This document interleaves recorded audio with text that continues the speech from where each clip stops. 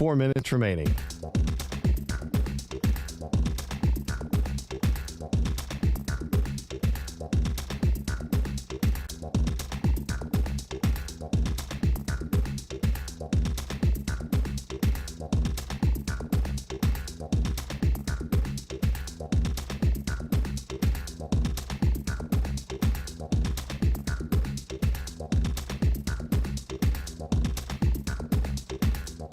Three minutes, 30 seconds remaining.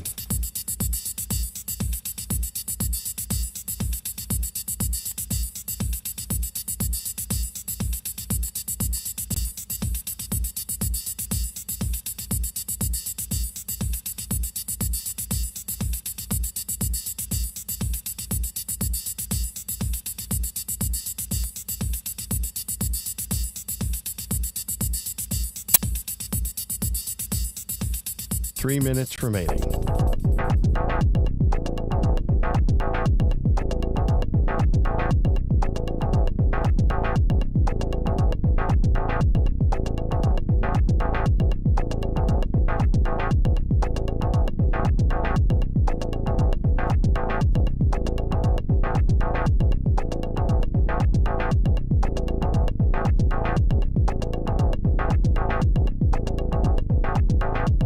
Two minutes, 30 seconds remaining.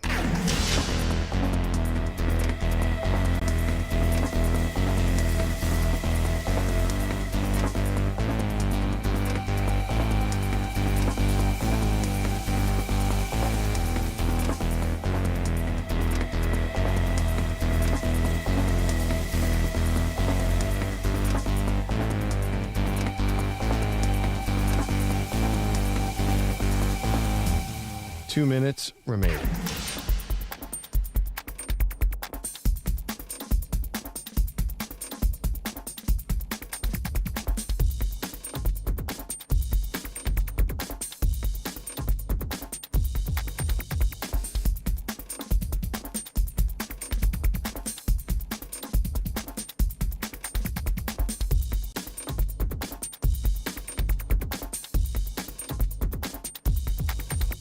One minute, 30 seconds remaining.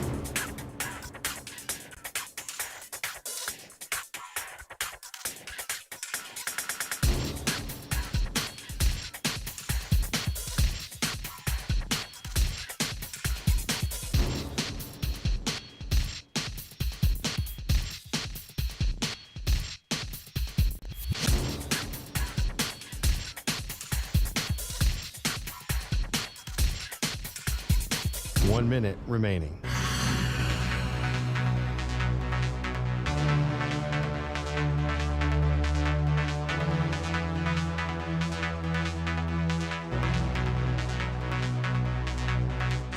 Forty-five seconds remaining.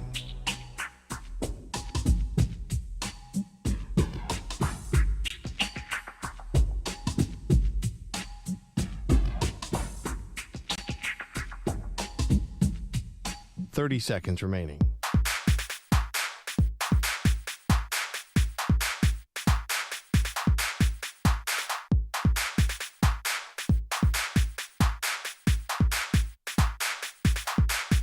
Fifteen seconds.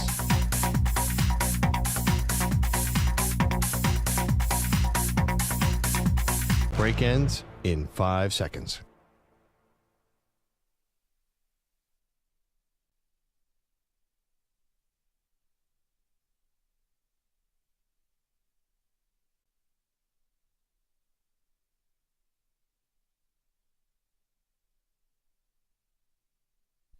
To infinity and beyond.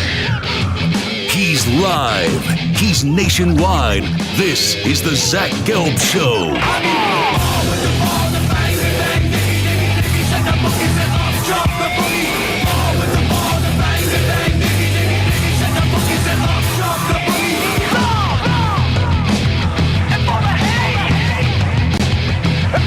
Here's your host, Zach Gelb.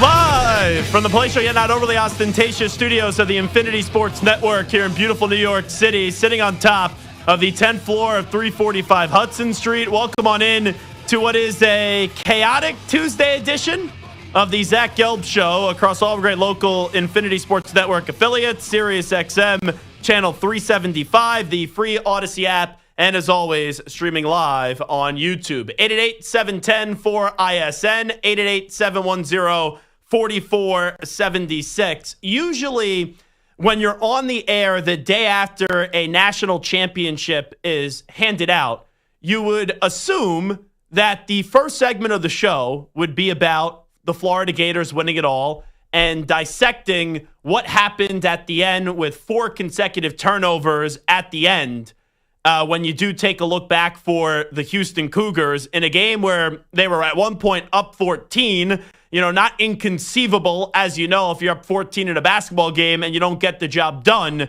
But with how efficient the Houston Cougars were and how tenacious they were on the defensive side of the court, and how for most of the game Walter Clayton Jr. was a non-factor, I would have thought that the Cougars would have won the game. But Florida, they have done what they've always done in this NCAA tournament, whether it was up against UConn, whether it was up against Texas Tech, or even in this national championship game last night on Monday. They found a way to get the job done, even when it looked like they weren't going to be able to survive and get the job done. So we will circle back in on the Florida Gators. Congratulations to them right out of the gate. And if you're a Houston Cougars fan, this is going to be a loss that just sticks with you for a long time, because you look at the last 48 hours, you had that euphoric, remarkable victory up against Duke where you snatched victory from the jaws of defeat, being down 6 with 34 seconds to go.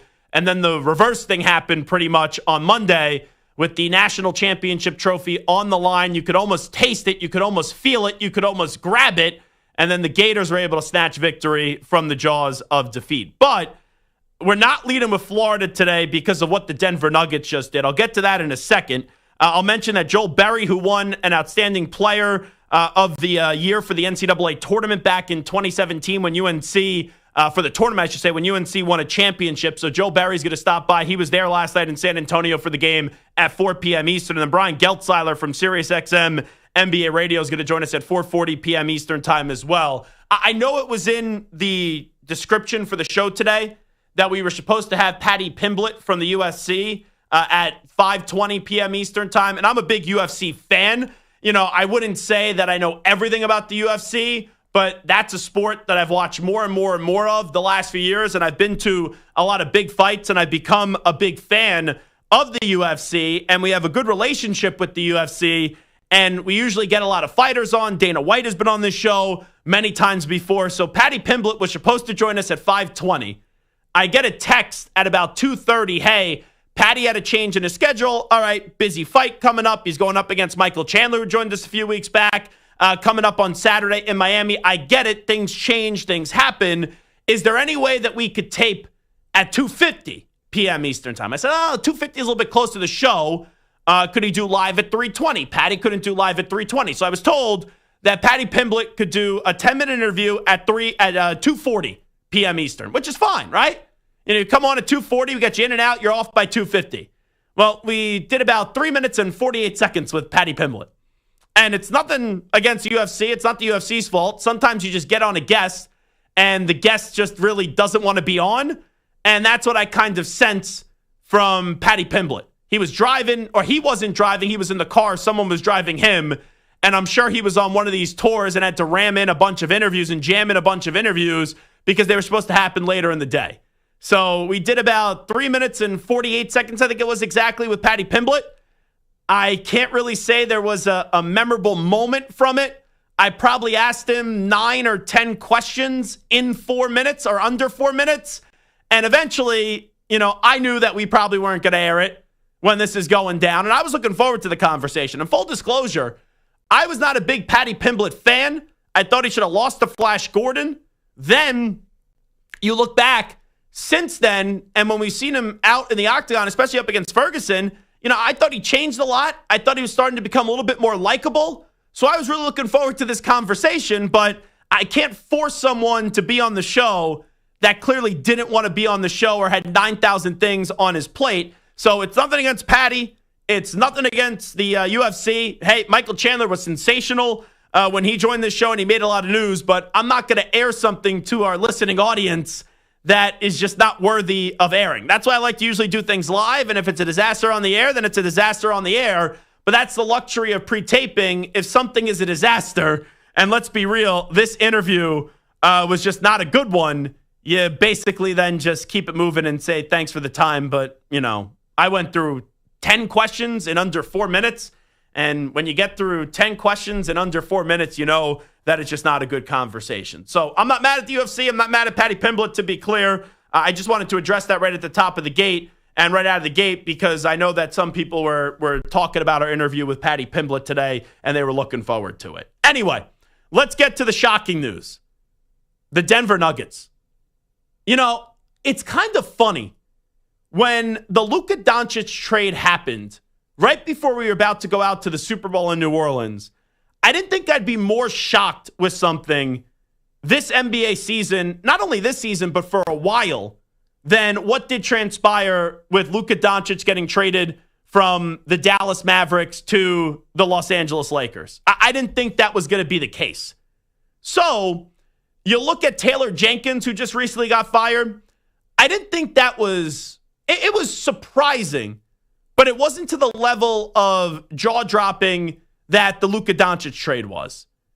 The news today that Michael Malone is fired and Calvin Booth, who's been on this show many times before, anytime we've asked the Nuggets for Calvin Booth, he has always come on.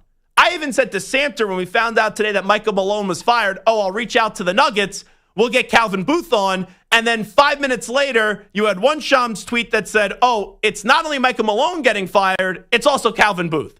So I guess I will reach out to Calvin sometime in the next 24 to 48 hours and see if he'll be interested in joining the show.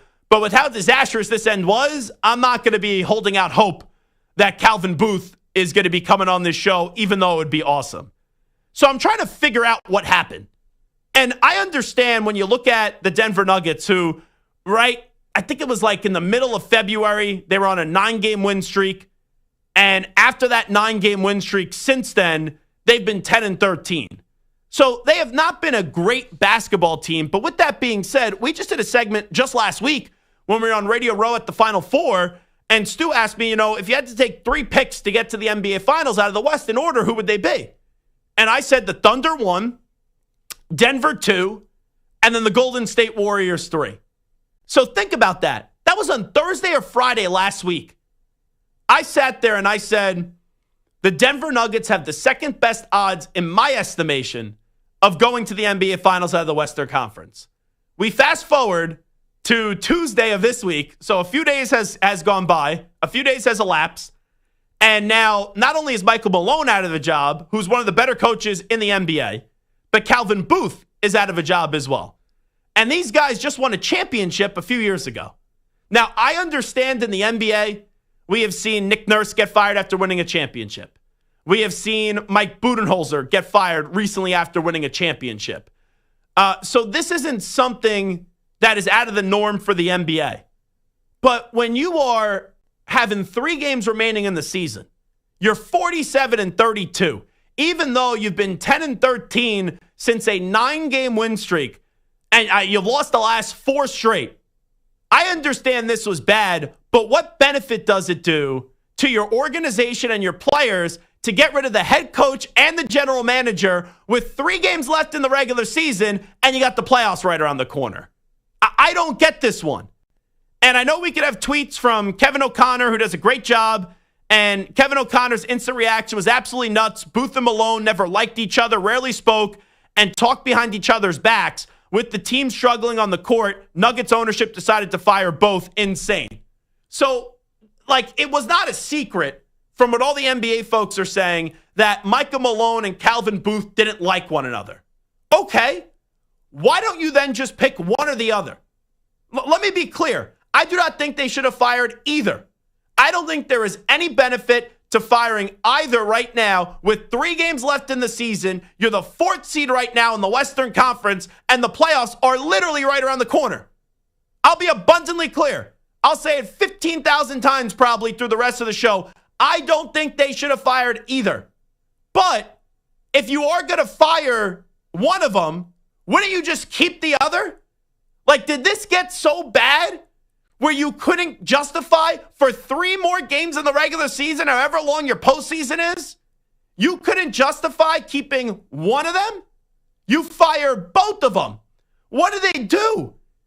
Like, eat an edible together in Denver and then want to just, like, slug one another and kill one another? I don't even think they needed the edible. You know, maybe they could have used it. That could have calmed them out a little bit and chilled out with how much they wanted to throw fisticuffs. So this is one of those moves. I still think the Luka thing is more shocking because of the fact it's a player and it's a top 5 player in the NBA. But this one is on that same level of shockwaves where when you saw it today from Shams Charania, who's having a legendary run, by the way, you just sit there and you go, huh? Like, oh, did Shams get got? Did Shams schedule a tweet for April 1st and then by mistake schedule it for April 8th and it just went out? Even with the problems that they had. And Mike Malone, let's be real, he's a phenomenal coach. He could be a prick, all right? You hear him talk in some of these post-game press conferences. He is a tough, demanding coach. He's not the first tough, demanding coach, and he won't be the last. But he's won a championship. And also, this isn't the greatest roster in the world this year, let's be real. And still, they've been a top 3 team for most of the season in the West. Right now, they're 4th, and there's 3 games left in the season. The NFL equivalent to this would kind of be the Baltimore Ravens or the Pittsburgh Steelers having a wild card spot locked up. You're going into week 18. You just came off of week 17. You just came off a losing streak. And going into week 18, already having clinched a playoff spot, Pittsburgh fires their GM and head coach, and the Ravens fire their GM and head coach. Whether you want to pick Tomlin or Harbaugh or Omar Khan, right, or DaCosta, whoever, for the Ravens and the Steelers. That's the best that I got on this one, if you want to give an NFL comparison. But geez Louise, what's the benefit, even if these two wanted to slug one another and just absolutely destroy one another with Calvin Booth and Michael Malone, and clearly it wasn't a warm and fuzzy organization, why make this move now? You couldn't just wait until the season ended? You couldn't just say, hey, roll the dice and let's see what we got? And also, if it was that contentious where Malone and Booth were at this point, what took so long to make a move on one of them? You can't just keep one? Like, I like Calvin Booth. He's been on the show a bunch. But wouldn't you just blow out the GM right now and say to the coach, okay, we got rid of the GM. Now you prove it. You got 3 more games in the regular season. You got a postseason. Let's see what you got. You know, that's what I would have done. Now, let me be clear. I wouldn't have fired either. But if you're telling me that you had to make a move, which I don't know why you had to make a move, but I guess because both of them are so petulant they can't stand one another, and ego gets in the way even when you have a championship, if you had to make a move, don't you just get rid of one and not the other? For 3 more lousy games in the regular season? And you already have a playoff spot locked up and you got the playoffs right around the corner? Like, what are we doing here? That is a stunning one. An absolutely stunning one. Not that, there's been a move, but the timing of the move. You wait until now to make a move when there's 3 irrelevant regular season games left. And I'll tell you, Stu, you got to be like a fat kid in a candy store right now. Because you look at the Western Conference, if the Oklahoma City Thunder now don't get to the NBA Finals, that's an absolute disgrace.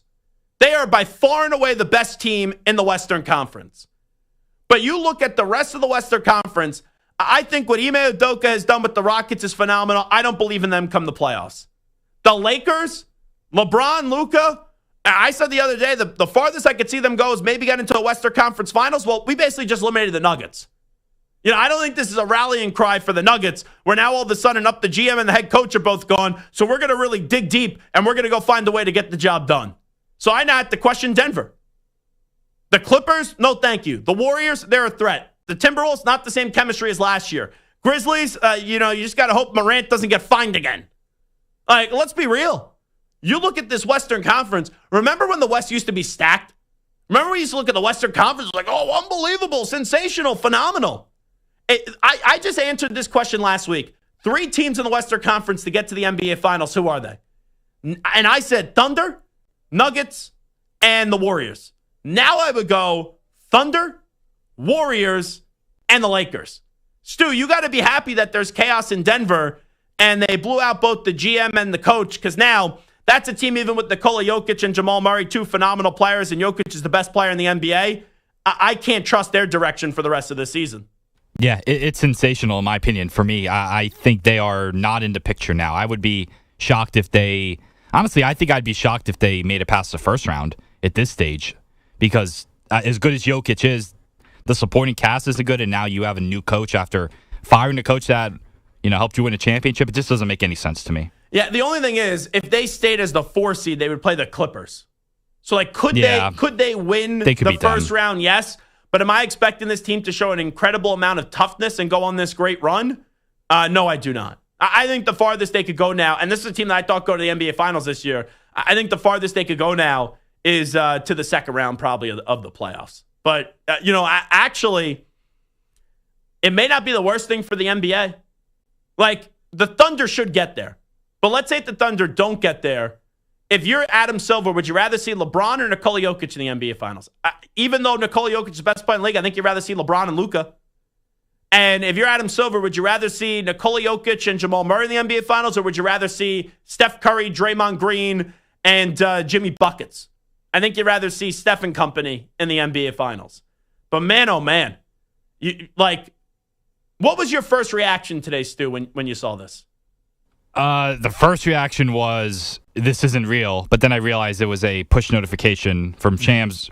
So I'm like, okay, well, it's real. It was then it's real and spectacular. Let's go. And then after 10 seconds, I was like, that's crazy. I don't know why they would do it. And if there were problems, do it in the offseason. It just doesn't make sense to do it now. Well, that's the thing, too.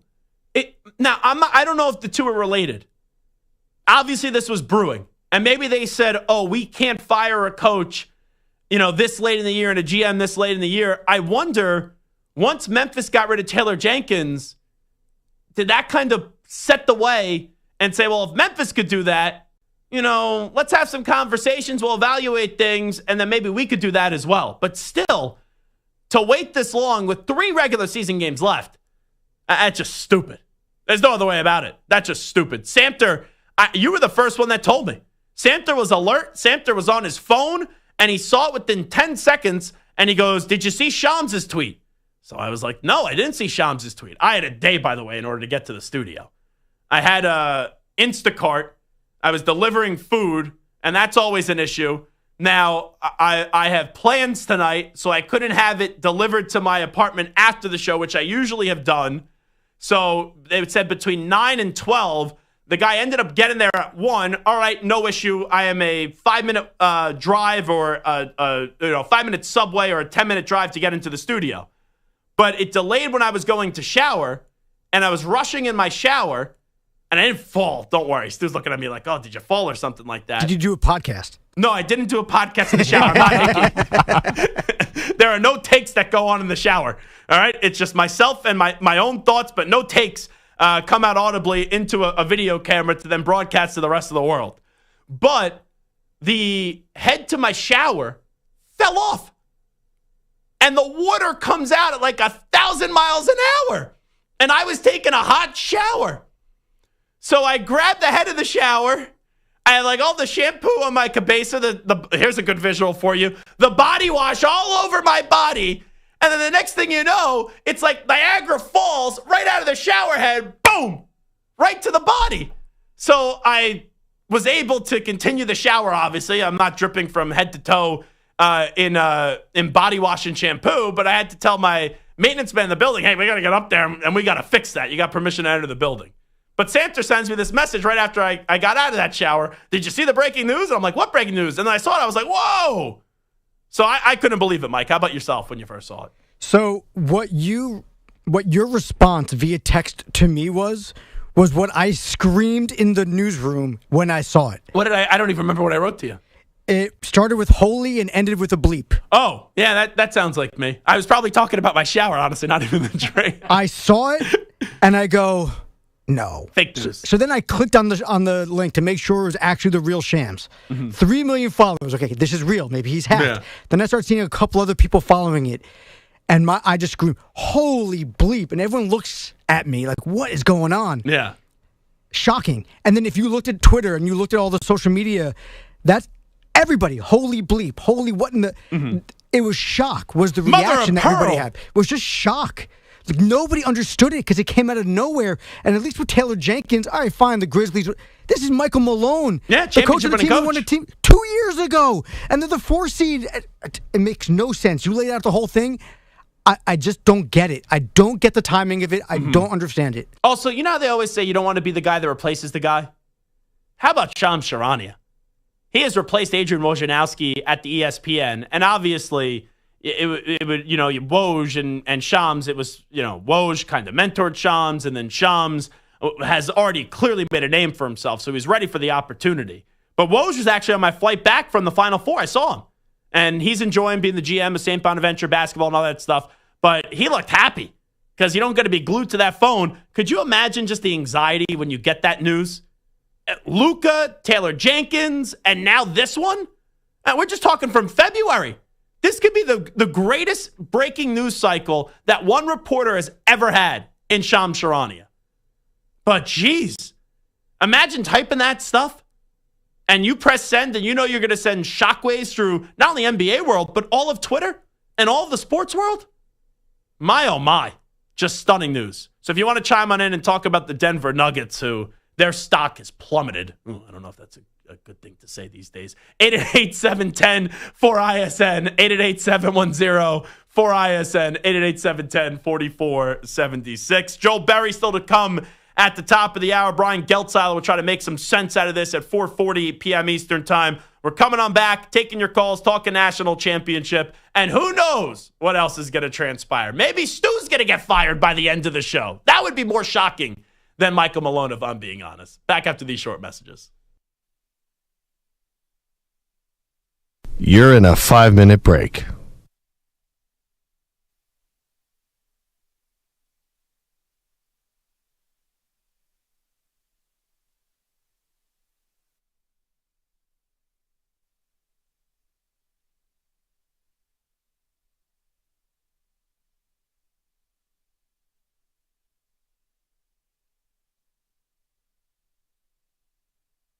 Four minutes, 30 seconds remaining.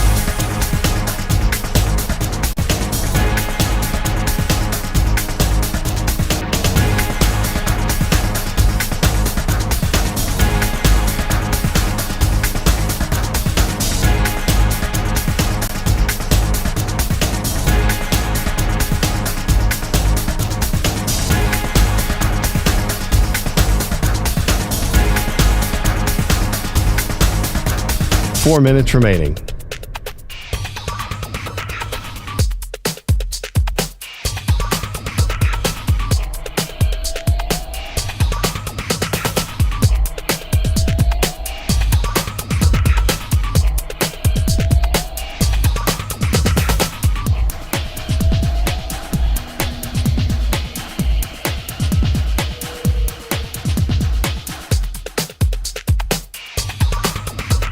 Three minutes, 30 seconds remaining.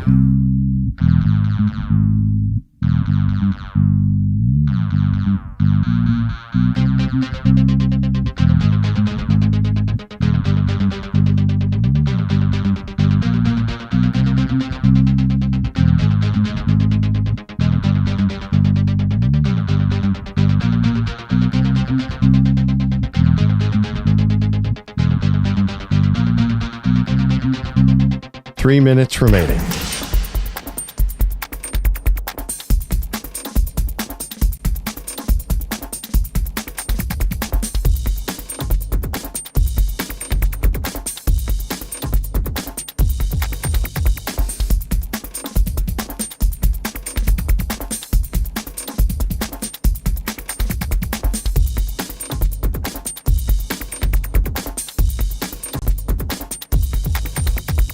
Two minutes, 30 seconds remaining.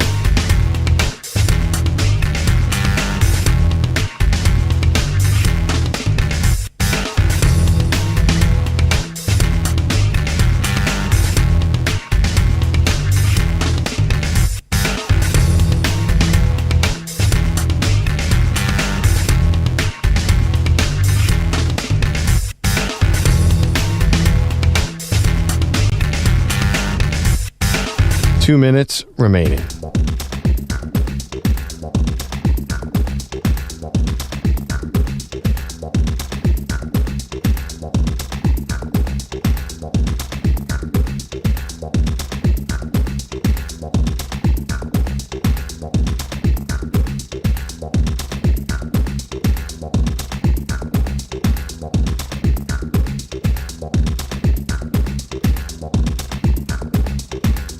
One minute, 30 seconds remaining.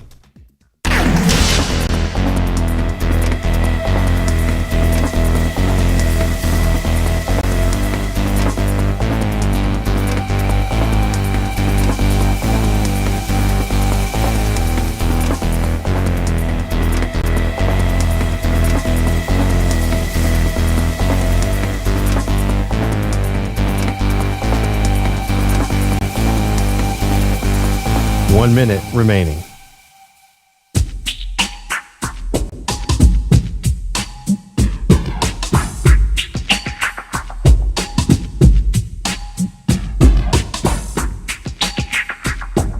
Forty-five seconds remaining.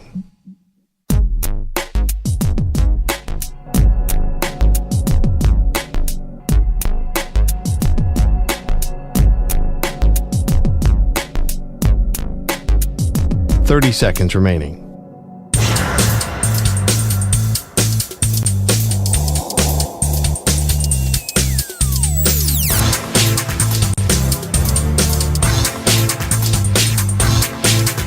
Fifteen seconds.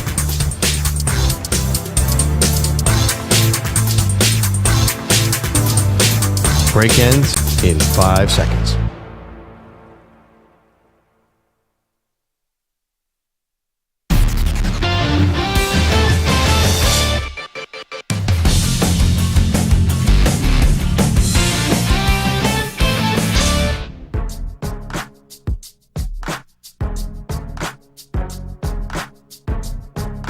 Welcome back to the Zach Gelb Show on the Infinity Sports Network. So I got to play you this audio. Michael Malone was fired today along with Calvin Booth with 3 games left in the regular season. The playoffs right around the corner for the Denver Nuggets, who, if the season ended today, they would be the 4th seed. Now, I know that there is a traffic jam in the Western Conference from the 3rd seed to the 8th seed right now. The Lakers are the 3rd seed with 48 wins. The Grizzlies are the 8th seed with 46 wins, and the Denver Nuggets, since a 9-game win streak that ended up towards the end, the middle part, end of February, we've seen this team be 10-13 since then. So things haven't been going in the right direction, but it's still Nikola Jokic, it's still Jamal Murray, even though there's been some injuries. Michael Malone is one of the best coaches in the NBA, but this was after a game 2.5 weeks ago. Up against the Portland Trailblazers. This was Michael Malone's message to the team, and this has since gone viral. We thank Chris Persianen, I believe is how you say his name, who works here. Very nice guy. I just call him Chris P because his last name is very, very difficult to pronounce. But he put this on social media, and the thing has really picked up traction. This was from Michael Malone's press conference after playing the Portland Trailblazers about 2.5 weeks ago. It was a brutally honest message, and the guys that are full won't hear it. You know, they'll say coach is tripping. And the guys that maybe do really care will, because they're not going to go back and watch their minutes, because nobody watches their minutes. Nobody watches film. So we'll have to show them the film. So when Michael Malone said that, now looking back, right, it's like, whoa, explosive, craziness. But when Michael Malone said that, if I would have heard that and we would have played it the next day, I'd be like, it's kind of on brand for Michael Malone. Even in their run to a championship, he was bitter. He was in your face. He was aggressive. So it's not the crazy part that Michael Malone got fired, right? We've seen coaches, right? Doug Peterson win his first ever Super Bowl in Philadelphia, make the playoffs 2 times after that, and then be sent packing, right? We've seen moments like that. We've seen recently... whether it's Nick Nurse or Mike Budenholzer, guys win championships, and then a few years later, they get shown the door. Hockey. How many, you have, like Peter Lavioletta's coach, 1,700 teams? They're about to get fired again because the Rangers are an absolute disgrace. Don't even get me started on them. This is the least likable Rangers team I've ever seen in my lifetime. But you listen back now to not only Michael Malone, but Samter brought this up. How about the Russell Westbrook audio the other day? And I know that Russell Westbrook didn't talk to the media 3 times in a row and then finally had to talk to the media. So maybe if you peel back the curtain a little bit, this Denver Nuggets situation was more of a disaster. Clearly it was than we were led on to believe. But still, with that being said, I can't justify getting rid of both the coach and the GM with 3 games left in the season with the playoffs starting the next week. It'd be one thing, right, if maybe you make a move on one of the guys. And still, I wouldn't want to see either of them lose their job with 3 games left of the season. I don't think there's any good to come out of it. But logic would tell you, and clearly there's not a lot of logic here, if Booth and Malone hated each other's guts and weren't even talking like Kevin O'Connor said, wouldn't you just right now get rid of the GM, say, Calvin, thank you, we appreciate it, and then you basically have Michael Malone coach for his job? Wouldn't that be the way that you would kind of approach this? At least if you're trying to tell me to turn garbage into gold here, that's how I would attempt to do so. But either way, to fire one of them or both of them, which they did, the latter, with 3 games left in the regular season, you're basically punting the rest of the season. That's what you're doing. Yeah, because how could you expect this team to really go on a deep postseason run unless Nikola Jokic is the best player in the NBA, just says, bleep this, I'll show everybody how great I am. I don't need a coach. I don't need a GM. I'll carry this team to another NBA championship. So I think this puts more pressure on the Thunder. The Thunder already had an enormous amount of pressure, but even more pressure on the Lakers and the Golden State Warriors as well. Alrighty, the national championship game last night. I'll tell you, Houston did almost everything they could to win the game without winning the game. Like, if I would have told you that Walter Clayton Jr. before the game would only have 11 points in the contest, you would have said, Zach, come on. Let's be real. There is no chance that Florida's winning the game when Walter Clayton Jr. only had 11 points. If I also told you that the final score would be in the low 60s, low to mid 60s, you would also think that would favor the Houston Cougars. But you saw a Florida team who did not play well in the first half, looked like a deer in headlights in the first half, cut it to 3 right before the end of the half. But then Houston comes out firing in the second half, and a lot of fouls called, which I didn't like. They're at one point up by 14, and they looked like they were going to run away with it.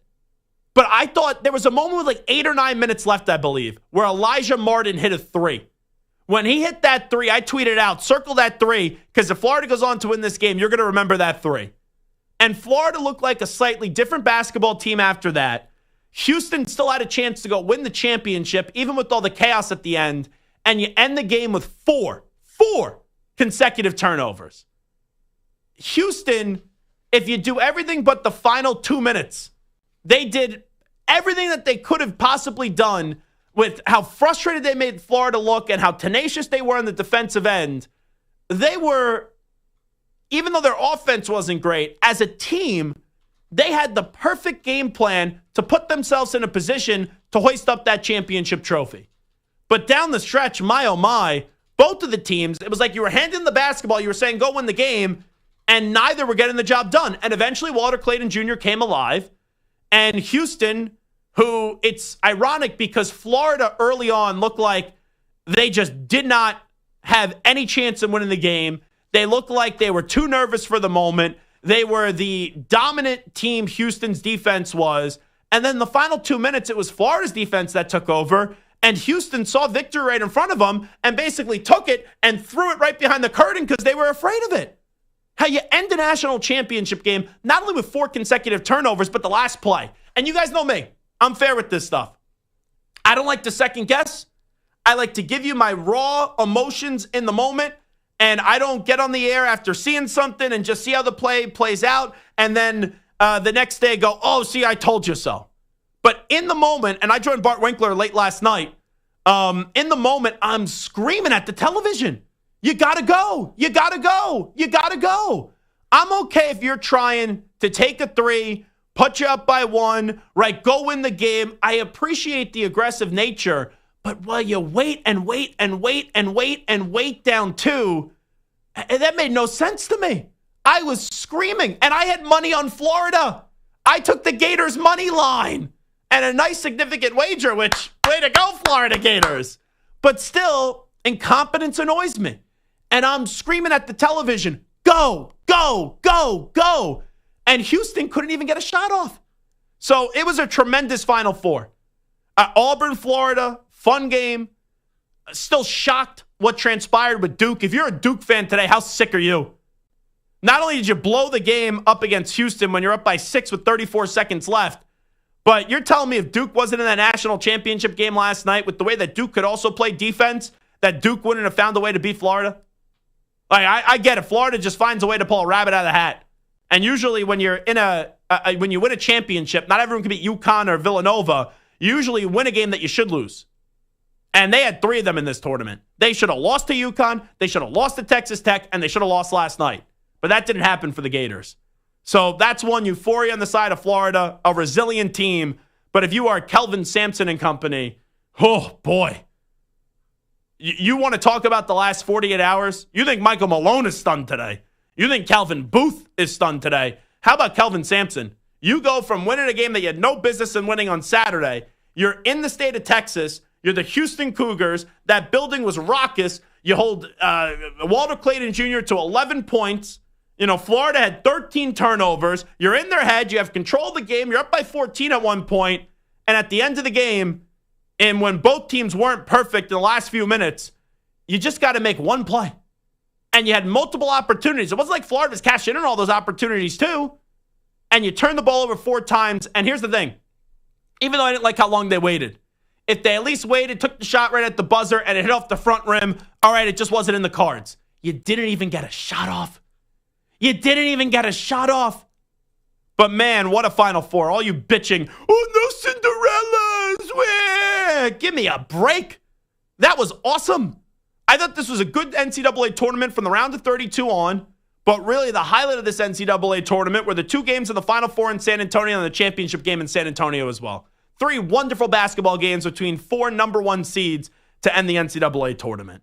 But man, I saw a Florida Gators fan actually at Starbucks this morning. And there was a guy that walked in, had the Florida Gators hat, and I said to him, oh, you got to be on Cloud 9. He goes, my daughter goes to school there. I can't believe it. Walter Clayton Jr. only 11 points. They won the game. So it was cool to run into a Gators fan today in New York City. All righty, we'll come on back. A little overreaction, proper reaction. Standing by with the latest sports flash. Here's the Act Man, Rich Ackerman. Infinity Sports Network Sports Flash. And it's sponsored by Progressive Insurance. Insurance for motorcycles, boats, and RVs for protection on the road and on the water. See how much you can save at 1-800-PROGRESSIVE and Progressive.com. Another stunner today in the NBA with the Nuggets clearing out their front office, firing both GM Calvin Booth and head coach Michael Malone. Denver won a championship just 2 years ago. The current team has lost 4 in a row and is 4th in the West, but 4 teams are currently just a half game behind them. Malone was in his 10th season and the only coach for Nikola Jokic during his career. The Thunder go for their franchise record 65th win of the season tonight against the Lakers. Below, there are currently 4 teams with identical 46 and 32 records vying for the 5th spot in the conference, currently held by the Clippers, who go for their 5th straight against the Spurs. The Warriors, 24-8 over the last 2 months, look to bounce back from a loss to Houston when they meet the Suns in Phoenix. The Wolves are in Milwaukee, and the Grizzlies meet the Hornets in Charlotte. Baseball this afternoon in frigid Detroit, where game-time temperatures were 32 degrees. The Tigers blanked the Yankees 5-0 with 4 home runs. Derek Schoolbull went 6 innings, allowed 4 hits. I'm Rich Ackerman. The Infinity Sports Network is on your smart speaker. All you have to say is play Infinity Sports Network.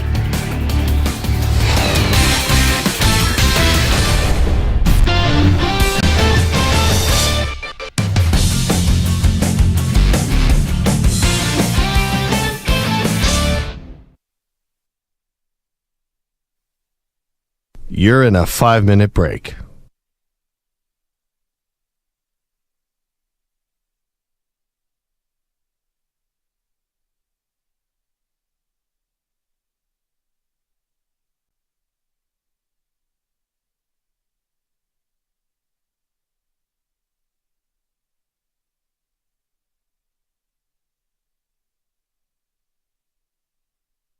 Four minutes, 30 seconds remaining.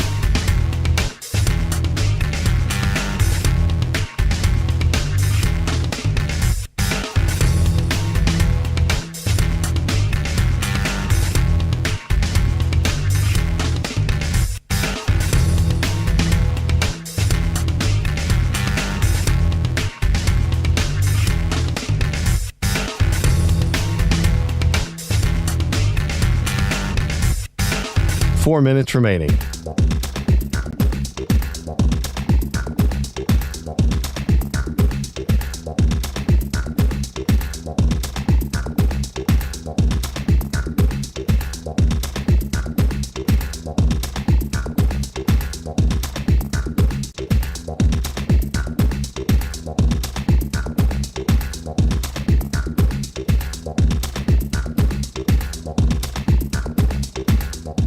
Three minutes, 30 seconds remaining.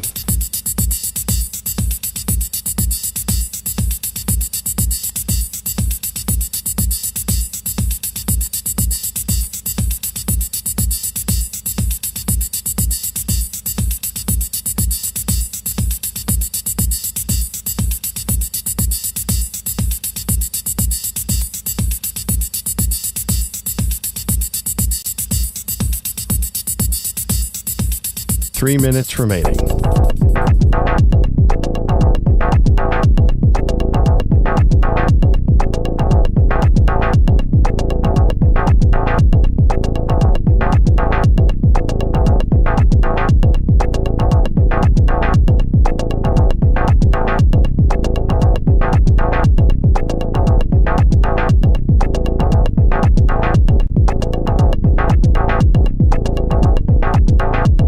Two minutes, 30 seconds remaining.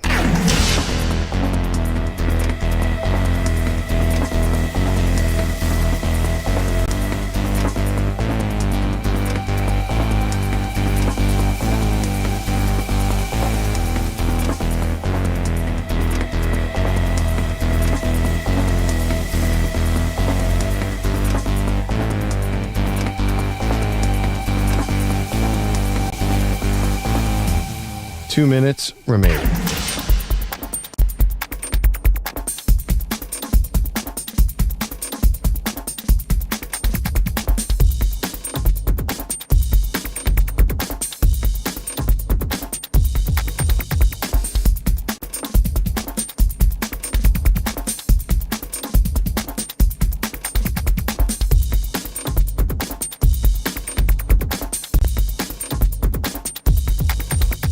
One minute, 30 seconds remaining.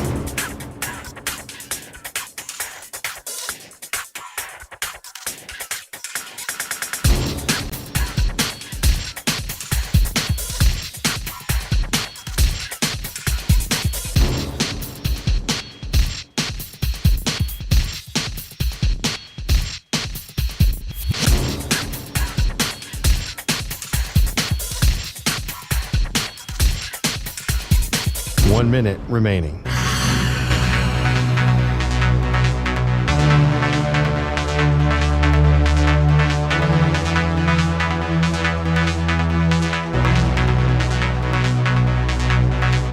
Forty-five seconds remaining.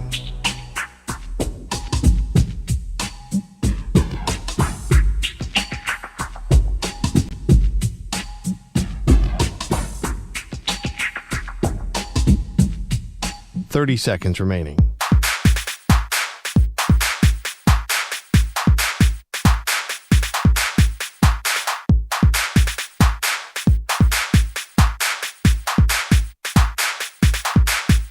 Fifteen seconds.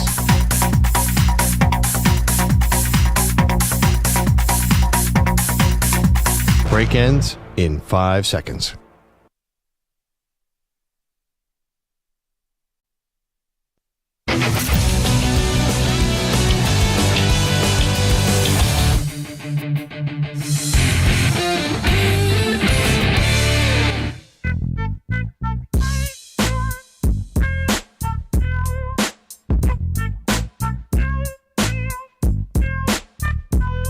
Welcome back to the Zach Gelb Show on the Infinity Sports Network. All right, the defensive player is sponsored by the Navy Federal Credit Union, who proudly serves the Armed Forces, DoD veterans, and their families. Their members are the mission. Learn more at NavyFederal.org. This week's player is Florida's big man Alex Condon. In Monday's win over Houston, the sophomore had 4 steals. Florida as a team helped Houston to 34% shooting from the field and 6 of 25 from beyond the arc. And Walter Clayton Jr. finally got things going towards the end of that game, only having 11 points, but did well defensively, and also had that big and one and some nice attempts towards the end of the contest. And we'll do a news brief later, but there's some sound from R.J. Lewis Jr.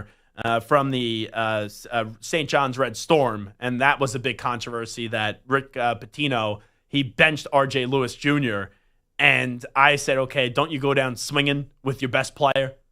And you look at Florida, that was like another thing. Eventually, Walter Clayton Jr. made some big plays down the stretch in a game. For most of it, he was frustrated and did nothing. So that was another take. We'll get you R.J. Lewis's comments later on what he said to the Stephen A. Smith show on Rick Pitino, basically saying at the Final Four that he doesn't regret benching R.J. Lewis whatsoever. John Fanta joined us, and he said, because I asked him, I go, there has to be something more here, right?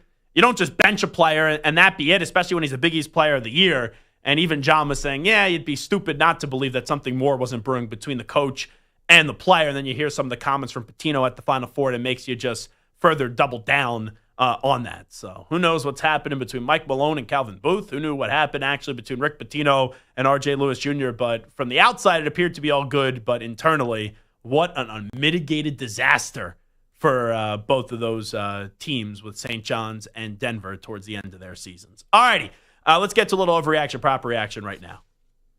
Another NFL week is complete, which means it's another week to freak out about your favorite team. Which takes are truly crazy. But sometimes a game can be so bad, it's almost good. You know what I'm saying? No. And which are so crazy, they might be right. He's 6'5", he's 245 pounds. He's probably a Popeye's biscuit away from being a tight end. Zach let you know in this week's edition of Overreaction or Proper Reaction. Alrighty, Stu, what do we got cooking today? All right, so Travis Hunter, of course, is expected to go in the top 5 of the draft and is currently favored to go number 2 to the Browns. Now, yesterday, in a conversation with SiriusXM NFL Radio, Hunter made a bold claim about playing both ways in the NFL. What are you at the next level? Both, just like you saw me play. You want to do both. How many snaps in a football game can you play? All of them, if they give me the chance and the opportunity to do it. We were talking about the challenges that come with it. You got to be in offensive meetings. You got to be in defensive meetings. You got to be in wide receiver meetings. You got to be in defensive back meetings. How is there enough time to do all that? How did you prepare for that when you played college? Well, we kind of got 24 hours in a day. We probably sleep for about 8 of those, so we probably got 16 more. So that's 16 and all that I'm I'm dedicated to those. Yeah, all of them dedicated to football. So overreaction or proper reaction, you believe that Hunter is capable of playing every down in the NFL? I actually think that's a proper reaction. Now, I don't know if he could play his entire career both ways in the NFL, especially when you get older and the wear and tear on the body. But early on, I think he can. And here's what people don't realize, but you should realize by now. He's one of one, right? What he does, we've never seen before at this level, executed to this level of success with this many frequency and plays. So since he's still very young, I don't see why he can't do this. Now, there's always going to be an injury risk, and then you'll eventually have to reevaluate, but it's kind of no different than Shohei Ohtani. Like, all right, you let him do both. Injuries happen, and you pick basically one or the other or limit the other thing to a very small amount. So I have no problem early on, and I do think that Hunter can play both ways early on in the NFL, so proper reaction. Over the years, we've seen various former college basketball players transition to football, most notably star tight ends Antonio Gates, Tony Gonzalez, and Jimmy Graham. Now the Carolina Panthers have signed former Coastal Carolina center Colin Granger as a tight end. Granger is 6'8", 246 pounds, and has never played organized football before. Overreaction or proper reaction, after the success of Gates, Gonzalez, and Graham, you believe that more NFL teams should try converting college hoops players to football? I think they should try it. I just wouldn't expect to have the level of success like Antonio Gates, Jimmy Graham, and Tony Gonzalez. So I don't think it hurts trying, but the way the question is worded after the success of Gates, Gonzalez, and Graham, you believe more NFL teams should try converting college hoops players to football. I still think it's very tough to do, so I don't think you have to actively seek it, but if you get a word on a player, I don't think it hurts to just roll the dice, and worst case, you just cut him in training camp. But if I'm a basketball player and I'm good enough, that's the other thing, to go play in the NBA compared to the NFL. Wouldn't you go play in the NBA over the NFL? The contracts are ridiculous, and it's less physically grueling than the wear and tear that happens on an NFL body. So I'll go overreaction on that one. The Raiders appear to be going all in on Geno Smith at quarterback, leaving the door wide open for who they may draft at number 6. Some believe they could go offensive line or defense, but DraftKings lists Vegas as the favorites to take Boise State star Ashton Jeanty at -130. Overreaction or proper reaction, it would be a mistake for the Raiders to take Jeanty that early. So I don't think that Shedeur Sanders is going to be on the board then. If Shedeur Sanders is on the board then yes, I do think it's a mistake to take Ashton Jeanty. But assuming that Abdul Carter, Shedeur Sanders, Cam Ward, and Travis Hunter are all off the board then by when you get to 6, then yeah, I'm more than fine, especially with Geno Smith being your quarterback, with them handing the baton over to Ashton Jeanty and saying you're the focal point of this offense along with Brock Bowers. So it would be a mistake for the Raiders to take Jeanty that early. As long as Shedeur is not there, I'm going to say that's an overreaction. The vast majority of free agents around the NFL have been signed, and we are, of course, still waiting for Aaron Rodgers to make a decision. However, another former star is unsigned as wideout Amari Cooper remains without a team. The 30-year-old, 5-time Pro Bowler had a down year in 2024 with just 500 yards between the Browns and Bills, but he had back-to-back 70-yard, 1,100-yard seasons in Cleveland in 2022 and 2023. Overreaction or proper reaction, the Cowboys should bring Amari Cooper back as their number 2 receiver behind CeeDee Lamb. I think that ship has already sailed. And if I'm Amari Cooper, I wouldn't be interested. On the Cowboys, I wouldn't be interested either. I'll go overreaction there. Go younger. Now, 3 years ago, the Jaguars surprised many when they selected edge rusher Trayvon Walker first overall instead of taking Aiden Hutchinson. However, after Walker put together back-to-back seasons of 10.5 sacks, the Jaguars are picking up his 5th-year option. Overreaction or proper reaction, Trayvon Walker has surpassed your expectations for him after he went number 1. No, he's a number 1 pick. He has not been great. He hasn't been horrible, like you just said, back-to-back 10.5 sack seasons, but I don't look at him as a cornerstone piece for that franchise, and that's what you're expected to be when you're number 1 overall pick. So I will go overreaction there.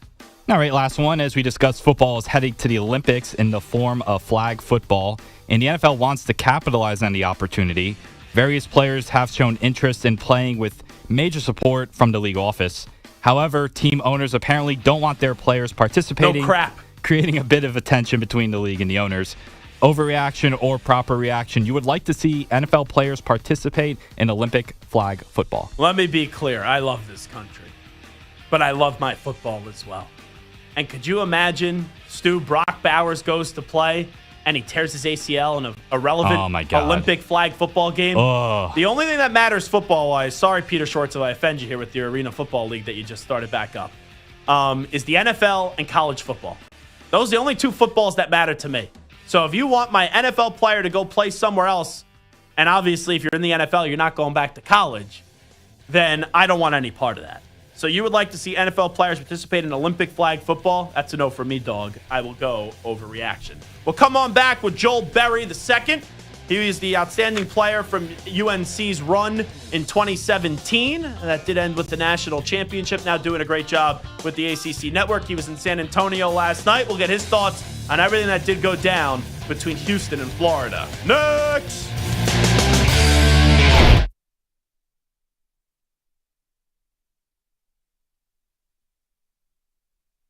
You're in a 5-minute break.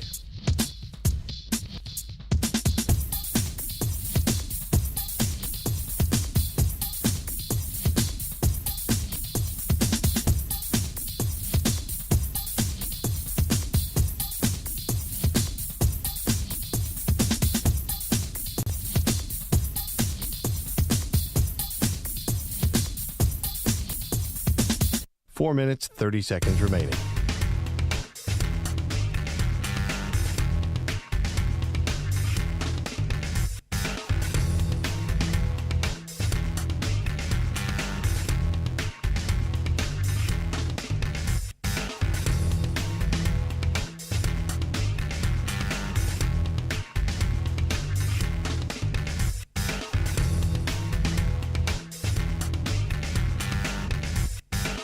Four minutes remaining.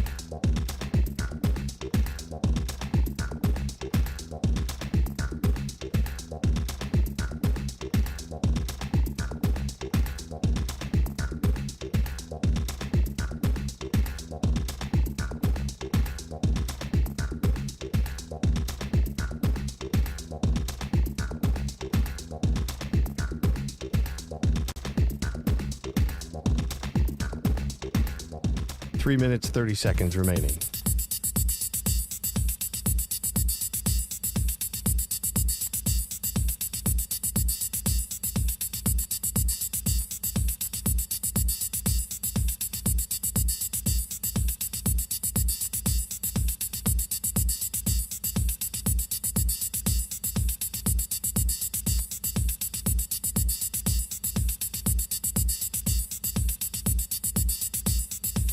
Three minutes remaining.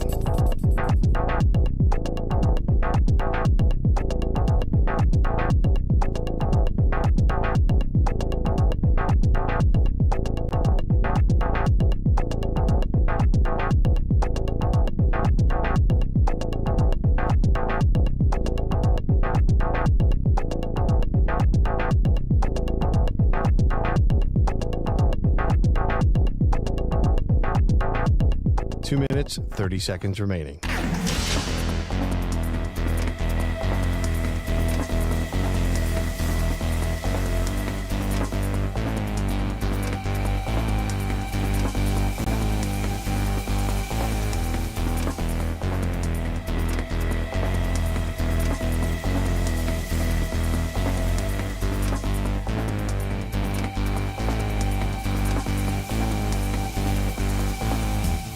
Two minutes remaining.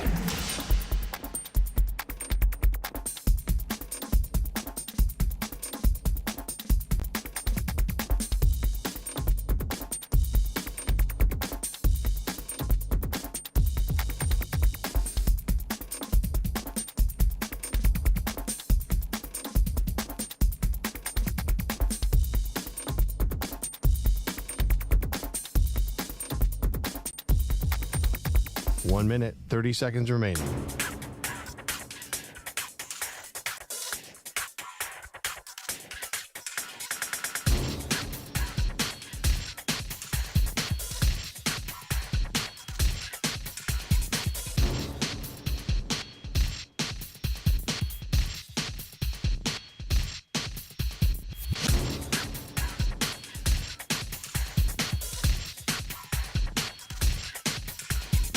One minute remaining.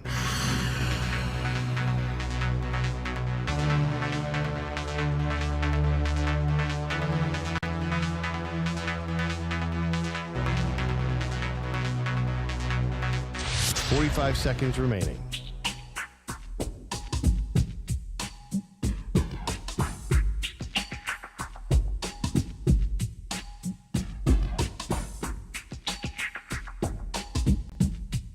Thirty seconds remaining.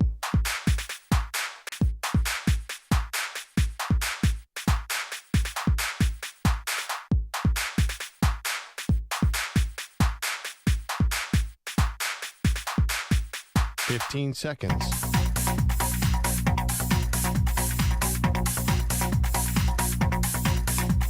Break ends in 5 seconds.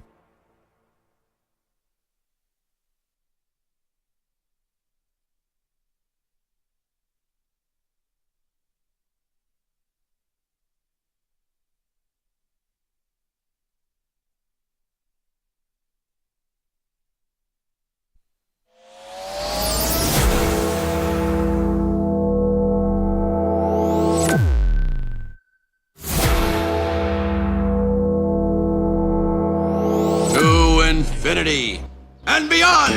He's live. He's nationwide. This is the Zach Gelb Show.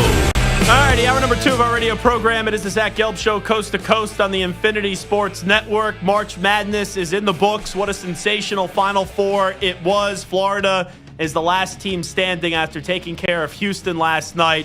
Another remarkable comeback by the Gators as they take down the Cougars by a final score in San Antonio. Florida 65, Houston 63. Someone that was there, ACC Network analyst, that's Joel Berry II, who was the most outstanding player from the Tar Heels run in the Final Four to win a championship back in 2017, is kind enough to join us once again on the show. Joel, appreciate the time. How you been?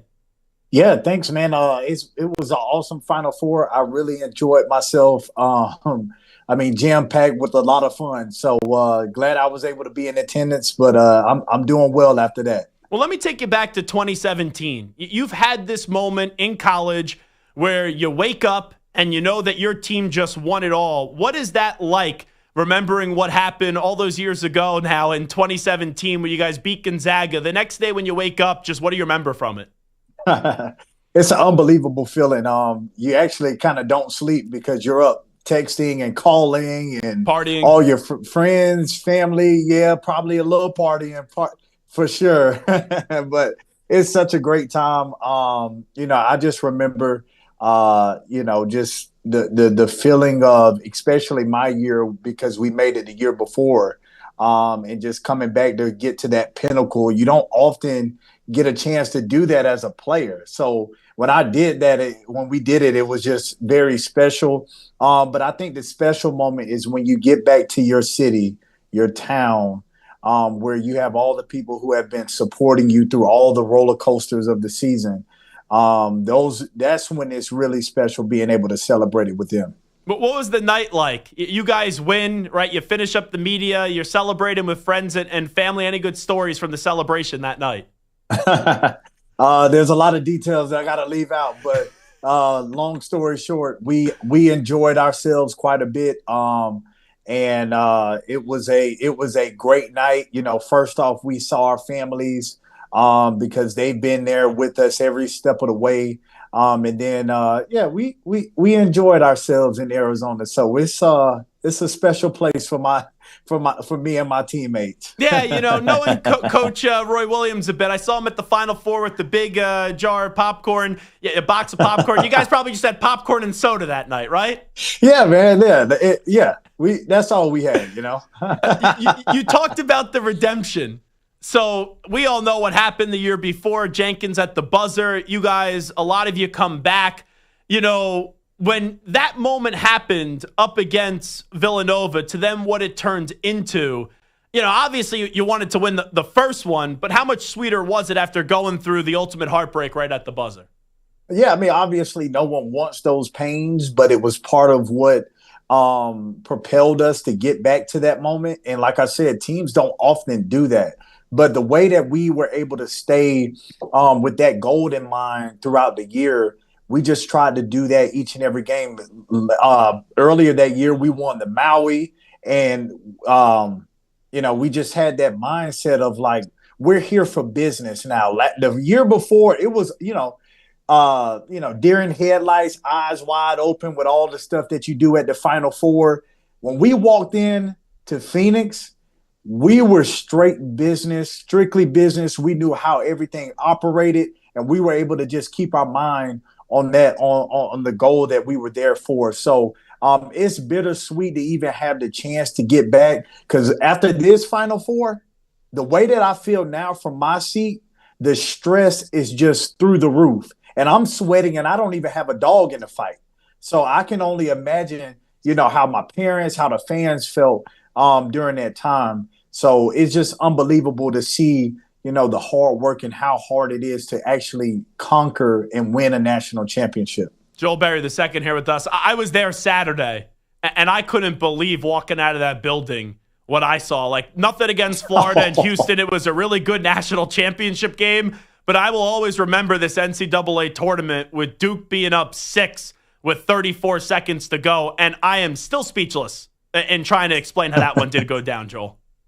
I'm speechless as well. I think a lot of people after that game, it was almost difficult to talk about because you just don't know how it happened. Obviously, we know how it happened, but it's just like 6 with 33 seconds left. I mean, that's, other team, they're getting up out of their seats, heading to the parking lot to drive off. And usually there's like a signature moment. There's still no signature moment from that. Like, I walked out there. I'm not even a Duke fan. I'm not a Cougars fan. I was just there. I'm like, what the heck did I just watch? It was ugly. It wasn't pretty. It was just like one of those things where in the moment, it was like, hold on, I think this is actually happening. But it just wasn't pretty. And it was shocking. As a Carolina fan, obviously I'm like, yes. yes.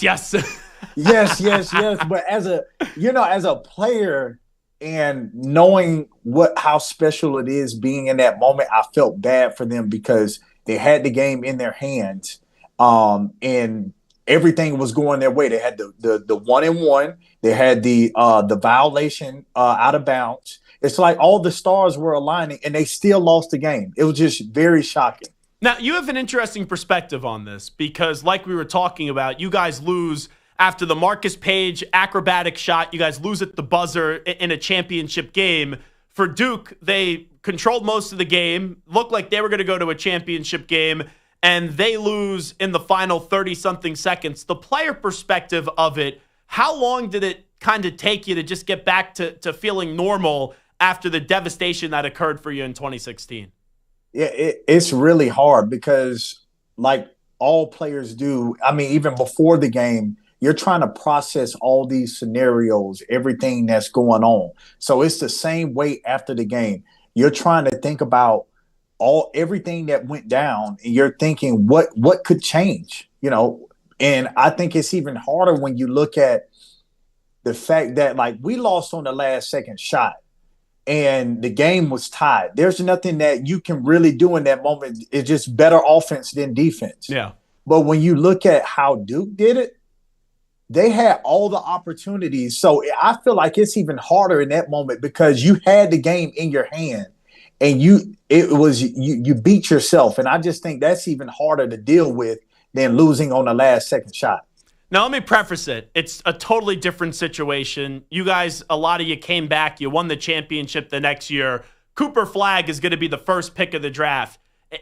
Could you see any chance, maybe a slim chance, that he says, I'm so disgusted what happened in the Final Four with the way the NIL money is, I'll take a fat contract and come on back and try to right this wrong? I just think there's too much money on the table. He reclassified. And I just don't see a scenario. Obviously there could be, but I just don't think it would be a situation that's beneficial for him. And I know he probably wants to win a national championship. But I just think the talent that he has and what's on the table, you have to go.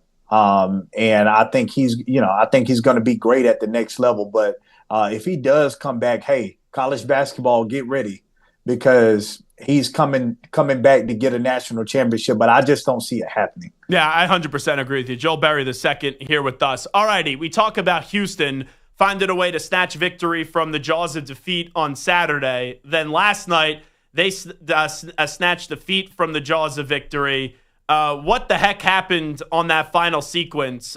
In the moment, I'm screaming, go, go, go, go, go. I appreciate the aggressive nature of trying to just go get a three at the buzzer, but what a disaster that was in the final 19 seconds. Break it down after watching it again. Yeah, first off, the possession didn't get off to a great start. Florida did a great job of just blowing up everything and keeping Houston out on the perimeter. And then all of a sudden you see Sharp get open, and I look at Walter Clayton Jr. and he's just like, he's all the way down by the block when Sharp gets the ball. So I'm like, man, this is a great opportunity. It was almost like, it's sort of like elevator doors, but it wasn't. But Sharp was wide open, and the way that Clayton closed that space, man, to get out there to contest, I mean, that was spectacular. And then Sharp just couldn't get it off. And one of the things that I noticed too is both of their guards have very slow releases, or not slow releases, but low release. So he's shooting from his chest. And I think that's what gave Walter Clayton Jr. the opportunity to be able to get out there and contest. But that's what was so special to me, was him being able to close that space and get a hand up.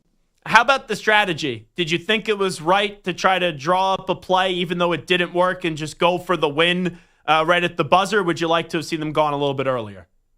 I always like to go a little bit earlier because you give yourself an opportunity to get an offensive rebound. And I feel like with Kelvin Sampson knowing his team, you would think you have a chance, because a lot of times that's how they generate their offense. They really don't. Sometimes it just looks like they want to get the ball up on the rim and then go get an offensive rebound. So if it was me, knowing my team has the possibility of being able to get an offensive rebound, I'm going early so that we can muck it up a little bit just in case we don't knock down a shot. So I just think they spent too much time with all the different actions before. Just get into a ball screen and go make a play. And the other thing is, too, I know we were all focusing throughout the majority of the game, what's going on with Walter Clayton Jr.? He's not coming alive. We thought he was going to be sensational. He's been the most entertaining player in the NCAA tournament. Well, Houston didn't shoot the ball well either. So just to rely on that three right at the buzzer by design, that was questionable. And in the moment, like I told you, I'm sitting there on my couch, and I had money on Florida, to be clear. I had the Gators on the money line, and I'm screaming, you got to go. I couldn't believe it. Yeah, that's what I was saying. All that action at the beginning kind of threw me off because it was wasted time. They didn't do anything, and Florida was with them every step of the way. So I just don't – LJ Cryer was about the only one that had consistent scoring throughout the game. I would have just put him in a ball screen, and then let's just see what happened from there. So I'm like you, it was just a lot of wasted time. Here's the other thing, Joel Berry II. On the flip side, Florida, you know this. Whenever your team wins most of the time a championship, you win a game, you survive and you advance in a game that you probably could have lost. We saw 3 games in this tournament. UConn, they should have lost. Texas Tech, they should have lost. And let's be honest, they should have lost last night to Houston. The resiliency of this Gators team and how they just find a way is so remarkable, and that's all I'll remember them.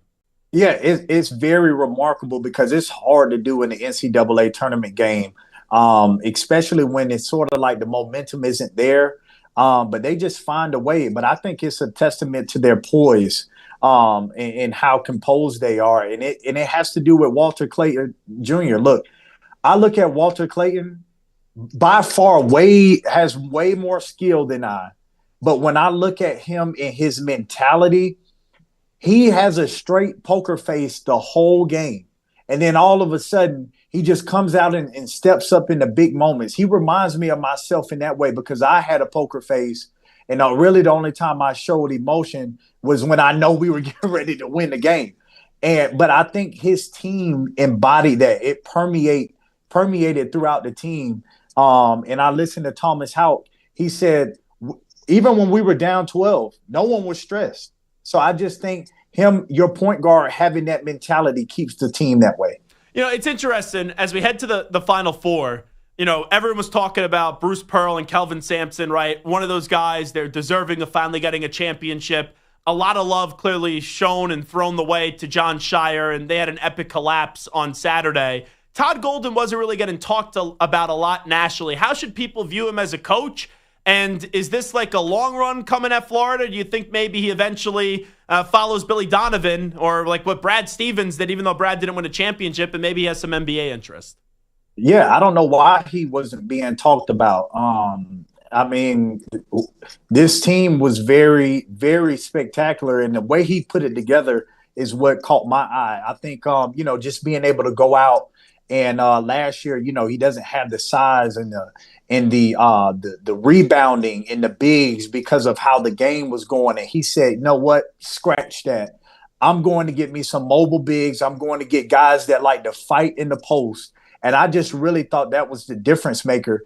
And the makeup of this team, being able to, Walter Clayton Jr. got all of the rap, but the way that this team was made up, it was just so balanced that even when Walter Clayton Jr. isn't having a great game, they still have other pieces to the pie. So I don't know why he hasn't been talked about. I think he's going to be one of the greats. Look, I was talking to someone about it the other day.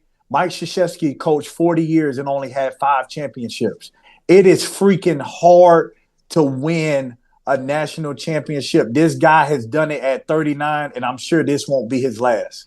I got to ask you this before we let you run. I know we talked about this when Roy Williams joined us, and he came out there and emphatically defended Hubert Davis. Tar Heels, even though a lot of people didn't think they should have got into the tournament, they did. They win that first 4 game, and then they lose to Ole Miss. Where are you at on Hubert Davis, and how do you kind of view his tenure so far as the head coach at UNC? You know him very well. Yeah, well, it's just human nature to always, sort of focus on the negative, focus on what's not working. But let's put a spin on it. Let's think about the positive. You got a coach who in his first year made it to the national championship. And I hate seeing on the screen last night about the deficits and how teams came back because obviously Carolina was at the top, up by 16 and ended up losing the game. So you're 16 points, from winning, or 20 minutes from winning that game. You win. He's been the coach of the year. He's won the regular season. I just think it's important that there needs to be some consistency. It doesn't need to go from number one to being unranked and not even making the NCAA tournament. But to me, he has the pieces. He has the intangibles of a great coach. I just think being able to operate in this environment, especially with the tradition that Carolina has, you kind of have to sort of throw that out of the window and adapt to what's going on. So I think once that gets figured out, I think they'll be fine. But if you had me to put Coach Davis at whatever school I was at, I would be totally fine with him because I've seen the success that he's had. He's Joel Berry, the second most outstanding player for the 2017 Final Four, now doing a kick-ass job with the ACC Network. Joel, appreciate you carving out some time for us today. Always, man. I appreciate you having me. You got it. There he is, Joel Berry, one of the best college basketball analysts in the country, right there with us on the Zach Gelb Show on the Infinity Sports Network. Will Deshaun Watson ever play again in the NFL? We'll talk about that next. Also, Brian Geltzeiler from SiriusXM NBA Radio will try to make some sense of the Denver Nuggets situation with Michael Malone getting fired and Calvin Booth getting fired with 3 games remaining in the regular season. You're in a 5-minute break.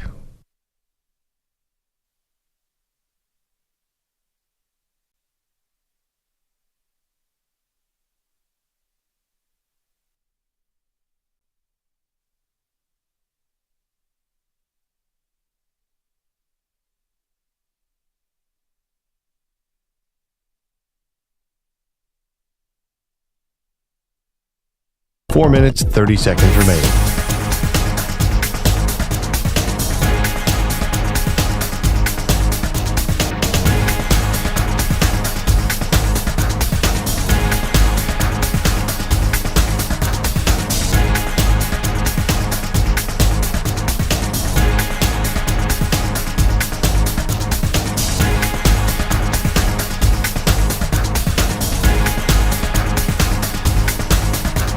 Four minutes remaining.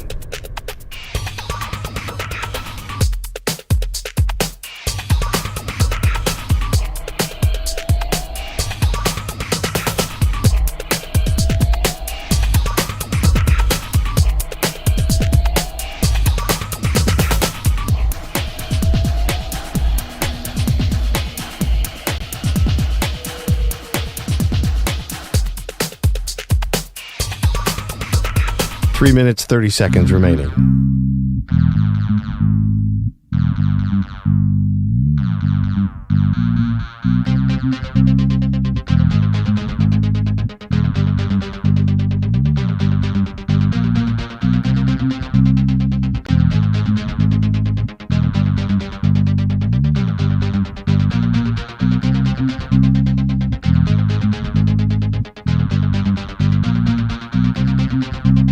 Three minutes remaining.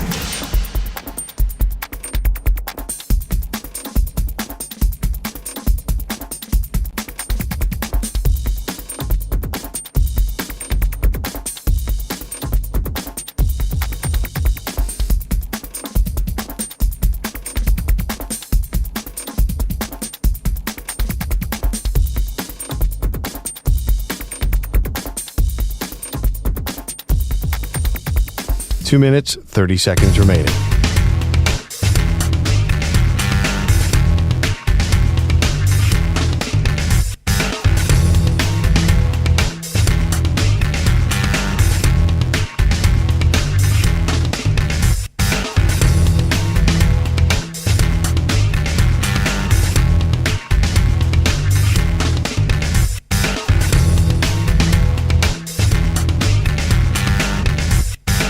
Two minutes remaining.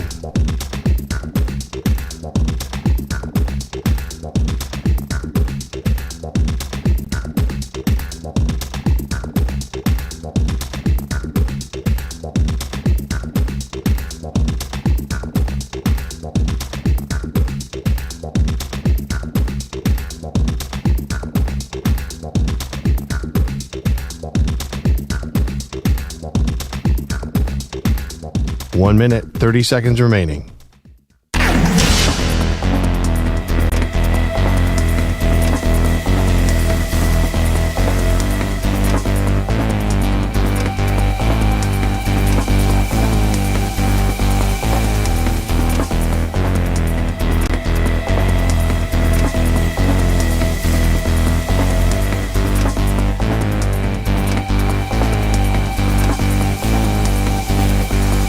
1 minute remaining.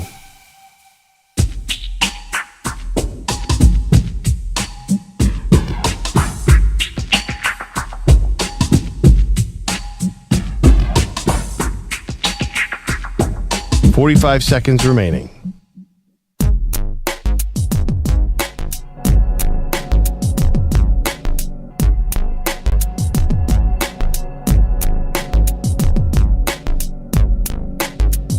.30 seconds remaining.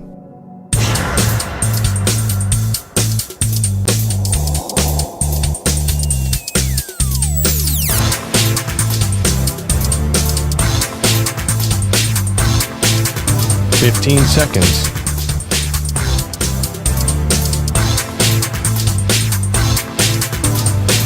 Break ends in 5 seconds.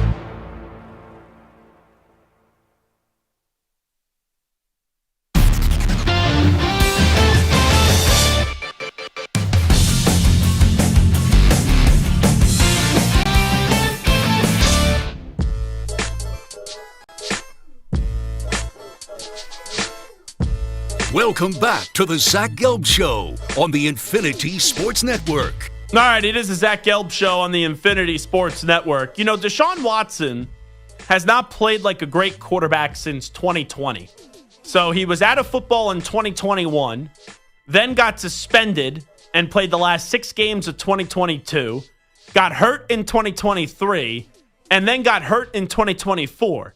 Now, I feel like a lot of people forget this. He ruptured his Achilles tendon back in week 7 and then re-ruptured it and needed another surgery back in early January. So this idea of Deshaun Watson coming on back this year, first off, he stinks now. He is no longer, forget about a great quarterback, a good quarterback, forget about an average quarterback. But he has now had a litany of injuries. And it has been since 2020, that's 2021, 2022, 2023, 2024.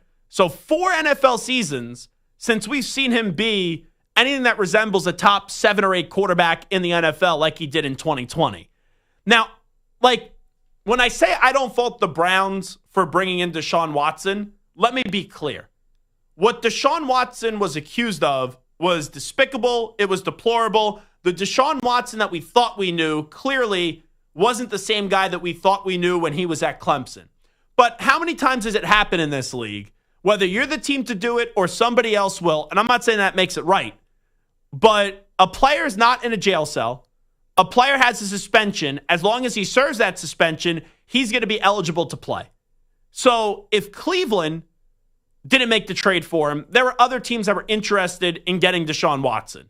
So Cleveland took it to the level, and maybe they had to put some lipstick on a pig, where they said, okay, we got to give you a fully guaranteed contract for you to come to Cleveland. But at the time, if you would have just told me if you could separate the off-the-field incidents, which it's tough to do, and I acknowledge that, and if you just looked at Deshaun Watson, the football player, would you give up that draft capital for Deshaun Watson? I would have absolutely have said yes. Right? If you just take it from a football matter, I thought he was worth it. And I thought Cleveland should have rolled the dice. But since getting to Cleveland, he has been a walking injury, and he's also been a bad quarterback. So ESPN came out with this article examining the future of Deshaun Watson. I don't think there is a future for Deshaun Watson. He's got 2 years left on this contract. I highly doubt he plays this year. Even if he does play this year, he's not going to be ready for the start of the season. The Cleveland Browns have to address their future at the quarterback position, and I don't think Kenny Pickett is going to be their long-term answer. I know, hot take of the day. You have the 2nd overall pick in the draft, so I would take Shedeur Sanders. I don't think they're going to take Shedeur Sanders, but it's still possible. And even if you don't take Shedeur Sanders, you can't bank on Deshaun Watson. So it's like, okay, are you going to go make a move for Kirk Cousins? But, you know, when you look at Deshaun Watson, you have to say this, and this goes for any player with controversy. Are you willing to take on the deservedly so public criticism for the potential success on the football field, right? Is the juice worth the squeeze here? That's what you have to ask yourself. And at the time, the Cleveland Browns clearly thought it was. But now, not only the Cleveland Browns know that he's not worth it, and you had Jimmy Haslam come out, and it was like so tone deaf too by Jimmy Haslam. Like, I appreciate him saying something, but we've known now for the last year and a half, 2 years, anyone outside of Deshaun Watson's agent and his dopey quarterback coach, if we're being honest, who like to try to tell us that Deshaun Watson's this great quarterback and we still don't know what we're talking about. And this is coming from someone that emphasize the word was, a Deshaun Watson fan. This was coming from someone that was screaming at the NFL draft in Philadelphia, how dare the Chicago Bears take Mitch Trubisky over Deshaun Watson, right? So I've been a fan of Deshaun Watson, the football player. But with what has gone on off the field, and now there's been no success on the field, if you're the Cleveland Browns, you just want this to end. And your owner coming on out and saying, hey, we tried, we got this one wrong, is basically admitting publicly, even without saying that Deshaun's never going to play a snap again for the Cleveland Browns, that he's not going to play a snap again, a meaningful snap again for the Cleveland Browns. Like, could he be quarterback 2, holding a clipboard, and the quarterback gets hurt, or the quarterback has 5 interceptions, you say, okay, throw Deshaun Watson into the Wolves? Yeah, I guess he could say that. But I'll take it a step further. I don't think Deshaun Watson plays ever again in the NFL. Because it's one thing, even with after all the accusations, for him to get the big contract, for him to require a team like the Browns to give up a bevy of picks. But he turns 30 by the first or second week of the NFL season. He has a birthday in early September. So by the second week of the NFL season, he's 30. And this is not someone that, was great last year and then got hurt. This is someone that didn't play in 2021, and then since coming back and playing in 2022, 2023, 2024, he either has sucked or he's been hurt. And now he's had 2 ruptured Achilles from week 7 of this year to January, early January of 2025. He's had 2 surgeries. So his body's broken, his confidence is broken, and his play is broken. So if you're a team, let's say if Cleveland releases him or the contract runs its course, that's the other thing. They could just let the contract, have him rot and allow the contract to run its course. Then you go from him not being great since 2020 to then that potentially be through the 2026 season. So inevitably, I do think they move on from him. He won't play another meaningful snap with the Browns. But if you're another team out there with all the distractions he brings in and with there being no more of a chance that this guy's going to be a great quarterback, or even a good quarterback, or even a serviceable quarterback, I don't see why the other 31 teams, and not all the other 31 teams need a quarterback, why in their right mind they would even bring in Deshaun Watson, forget to be a starter, to even be a backup. And he could be a fine backup in this league, but with all that comes with Deshaun Watson, the juice is clearly no longer worth the squeeze. Samter, let me ask you this, because you sent me this article from ESPN on Deshaun Watson. Just what kind of was your reaction, and what do you think about the football future for Deshaun Watson? It's a question I hadn't really thought about. It felt like Deshaun Watson was struggling. He's hurt, but once he comes back, this was earlier in the offseason. Once he comes back, he's the Browns quarterback. Now it's clear the Browns are moving on. Oh, they're done with him. Right. They're done. But early in the offseason, or even at the end of the season, it just felt like, okay, he'll come back whenever he's healthy and he'll be the Browns quarterback, whatever they do. You felt that way? In the middle and the end of the season, yes. It wasn't until the draft process started where it just became clear and evident that the Browns were not going to stay with Deshaun Watson. What they were going to do with him and his money, just real quickly, I would disagree with that, because I went into last season, this is finally put up or shut up time. He gets to Cleveland in 2021. You couldn't really judge him because he sat out the first 10 games. Then he gets hurt in 2023 and 2024. So I walked in after what happened in 2023 going into this year of 2024, and I'm saying he's got to deliver. He's got to step up. And then when he suffers another injury and then, rupture the Achilles already on topic of doing so the first one, I walked away at the end of the season. And even when he ruptured his Achilles the first time in this 2024 season, I said, that's it for him. You got to just rip off the Band-Aid. You owe him the money anyway. And this is it. He'll never start another meaningful game for the Cleveland Browns. I thought a similar thing in the sense that they probably should, but with the amount of guaranteed money he was owed, the cap hit is $80 million in 2026. There's not much you can do about that. The dead cap number this year is 167, and it's 167 million. and then $131 million dead cap in 2026. So, like, you can't build a team if you have that kind of money locked into a player who's not even playing. You can, and here's why. If you draft a rookie quarterback. If you draft Shedeur Sanders at second overall, or now, I know the Falcons want Kirk Cousins to get traded here. If I was Kirk Cousins, and I know this may not be in his nature, I would run the James Harden playbook. I would start to be a malcontent in that locker room, and maybe that starts off in OTAs or mini camps and things like that, with that starting to start up. And I would be such a royal pain in the ass, and I don't think that's in his nature. It's not. So the Falcons have no choice but to release you, and then you do the Russell Wilson plan in Pittsburgh, where you basically sign a veteran deal. Like, that's what's on the table here. You're not wrong. The Cleveland Browns either have to draft a quarterback or two, or they got to cheap out on a quarterback here and just get a bargain. But there is no more of a point. You got to move forward. You can't look back. To me, there's no more of a point of playing Deshaun Watson. I'll take it even a step further. Why would any other team bring him in? Like, Mike, you don't think another team's going to bring him in, right? No, and not only do I not think another team's going to bring him in, it's kind of like the Tebow effect.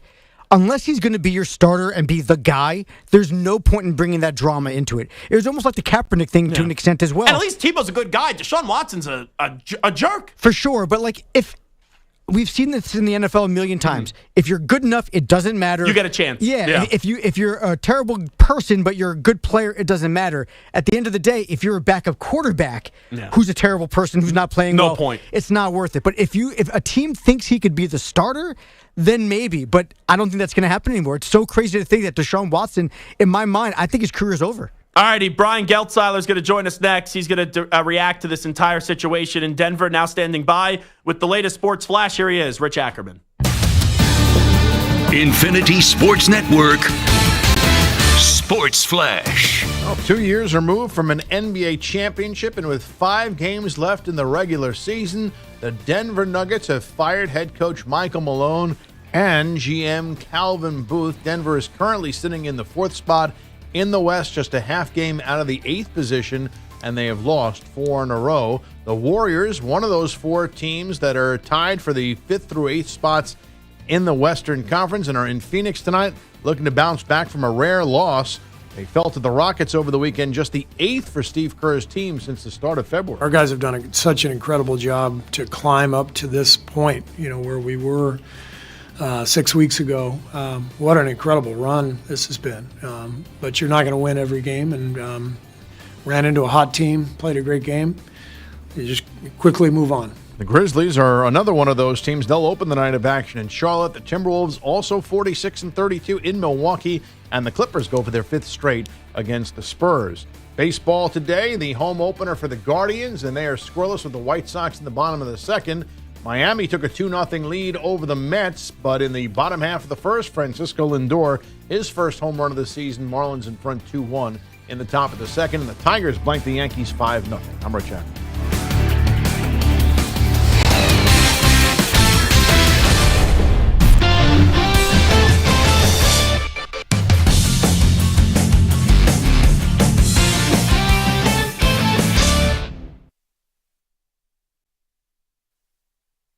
You're in a 5-minute break.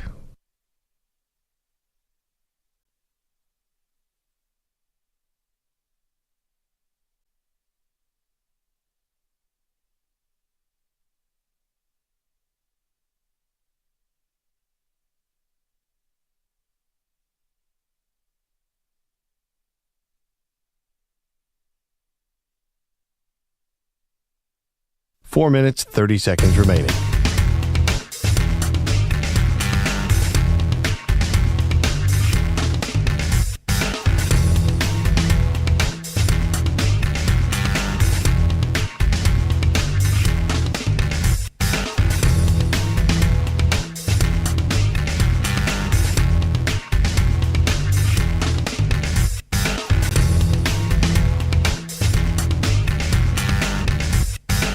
Four minutes remaining.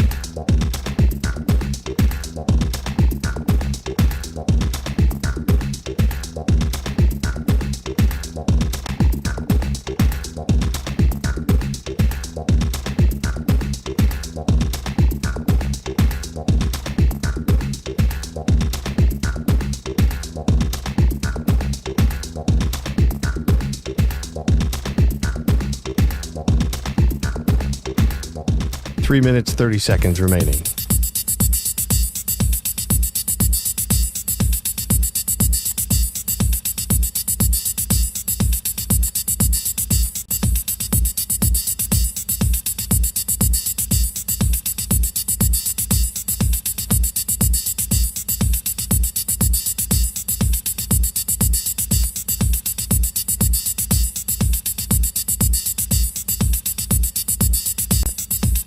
Three minutes remaining.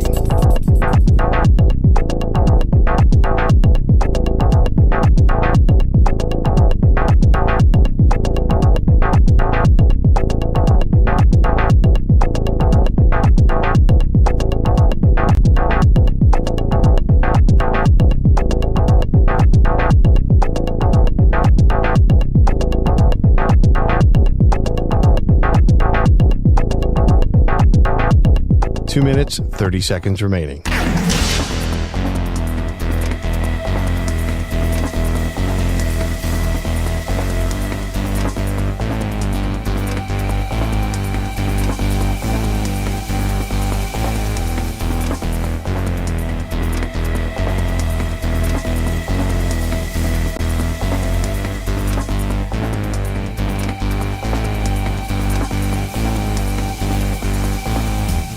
Two minutes remaining.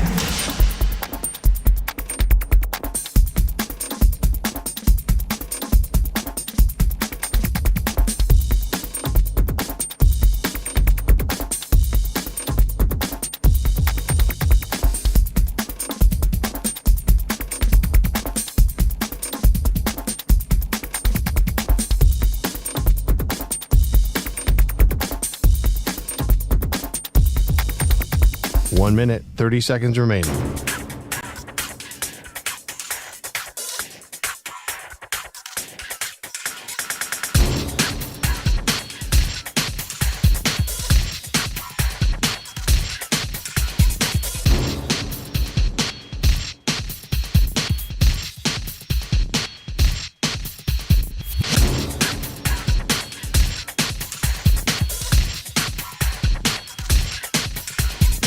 One minute remaining.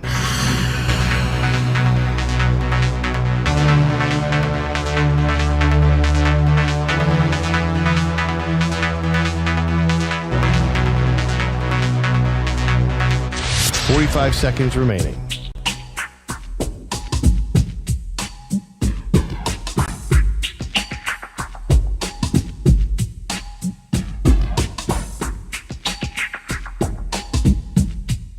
Thirty seconds remaining.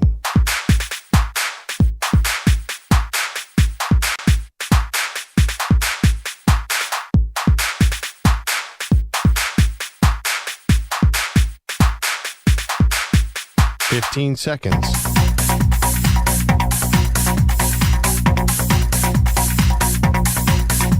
Break ends in 5 seconds.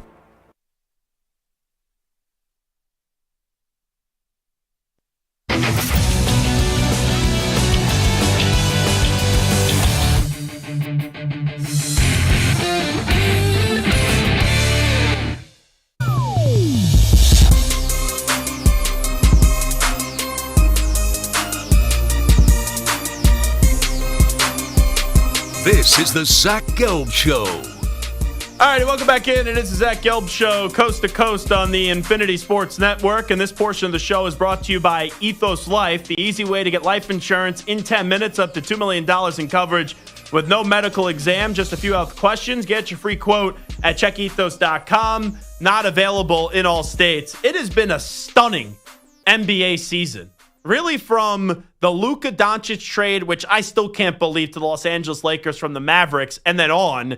Just a little while back, Taylor Jenkins got fired for the Memphis Grizzlies, but with 3 regular season games left for the Denver Nuggets, who right now are the 4th seed in the Western Conference, they have fired not only their head coach and Michael Malone, but also Calvin Booth today, which is just wild, wild stuff. So let's try to make some sense of this entire situation. We bring in Brian Geltzeiler, who does a great job on SiriusXM NBA Radio, also contributor at NBA TV, has covered the NBA for a long time, and he's kind enough to join us right now. Brian, appreciate the time. How you been, my man?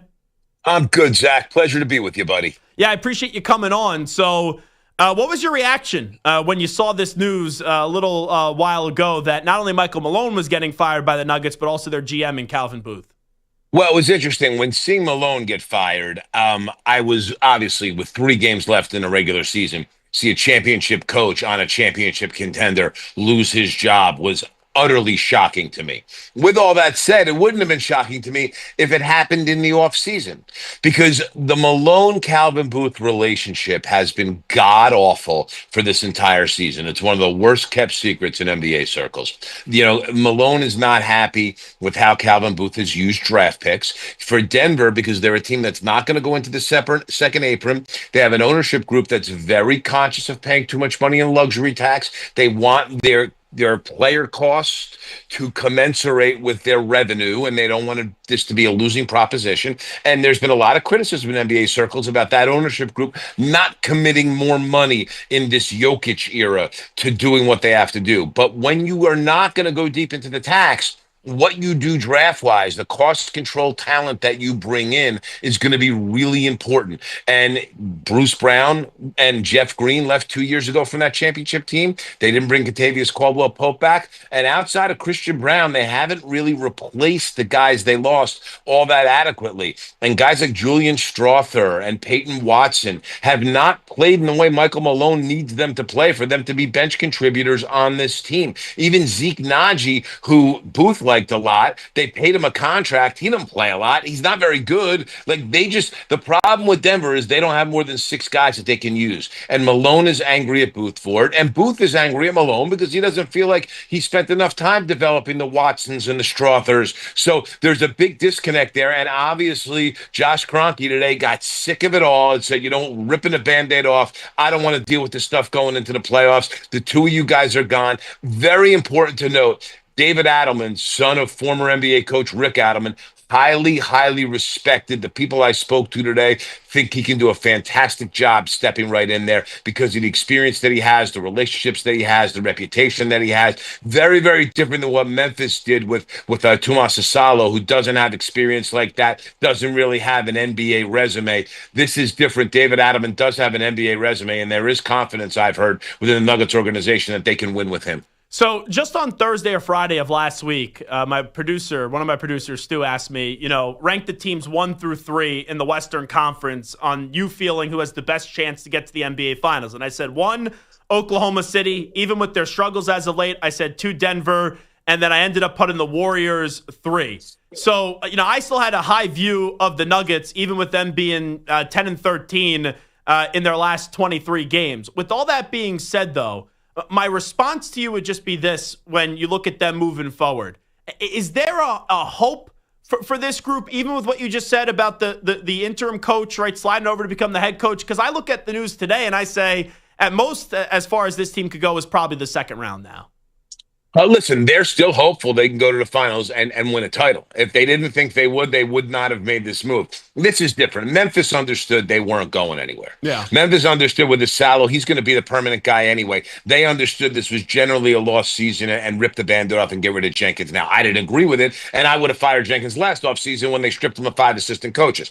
But in this situation, they do believe in Adelman. I think one thing's very important to note here, Zach, how terrible Denver's defense has been lately. And I think there's an impression in that ownership group that Michael Malone has publicly trashed his players way too many times, and that there's a thought that he's lost this team and lost this locker room because of the level of public criticism. And it's interesting, last week in postgame, there was a very off-the-cuff comment that Michael Porter Jr. had made along the lines of saying, hey, and it was somewhat matter of fact in the way he said it. If we don't go far this year, they're breaking this group up. And I think that's kind of where Denver is here, is that this is going to be, if they don't go to the finals this year, they're looking to potentially do a reload around Nikola Jokic for the second half of his career. And I think they started this now with the understanding that Mike Malone had worn out his welcome with these players. They were not playing hard for him anymore. That the ownership group tired of this Booth Malone back and forth thing, and that the two of them did not like each other, were not working cooperatively well with one another, and both thought maybe it'd be nice if the other one was out of a job so they didn't have to work with him anymore. And in the end, the Cronkies, listen, they shot first and asked questions later. They got rid of these guys and said, you know what, we're not tolerating this in our organization. For them to do this, I will say this, they have to feel like Adelman gave them a better shot to go win a title this year than Michael Malone. And that doesn't speak as much to the Malone-Booth relationship as it speaks to the Malone relationship with his players. One important thing is to note here. I don't believe that Denver checked with Nikola Jokic before they fired Malone, but I am damn positive they checked with Nikola Jokic before they promoted David Adelman. And I would believe that David Adelman has Nikola Jokic's seal of approval to step in and take over as head coach. What was Nikola Jokic's relationship like with Mike Malone?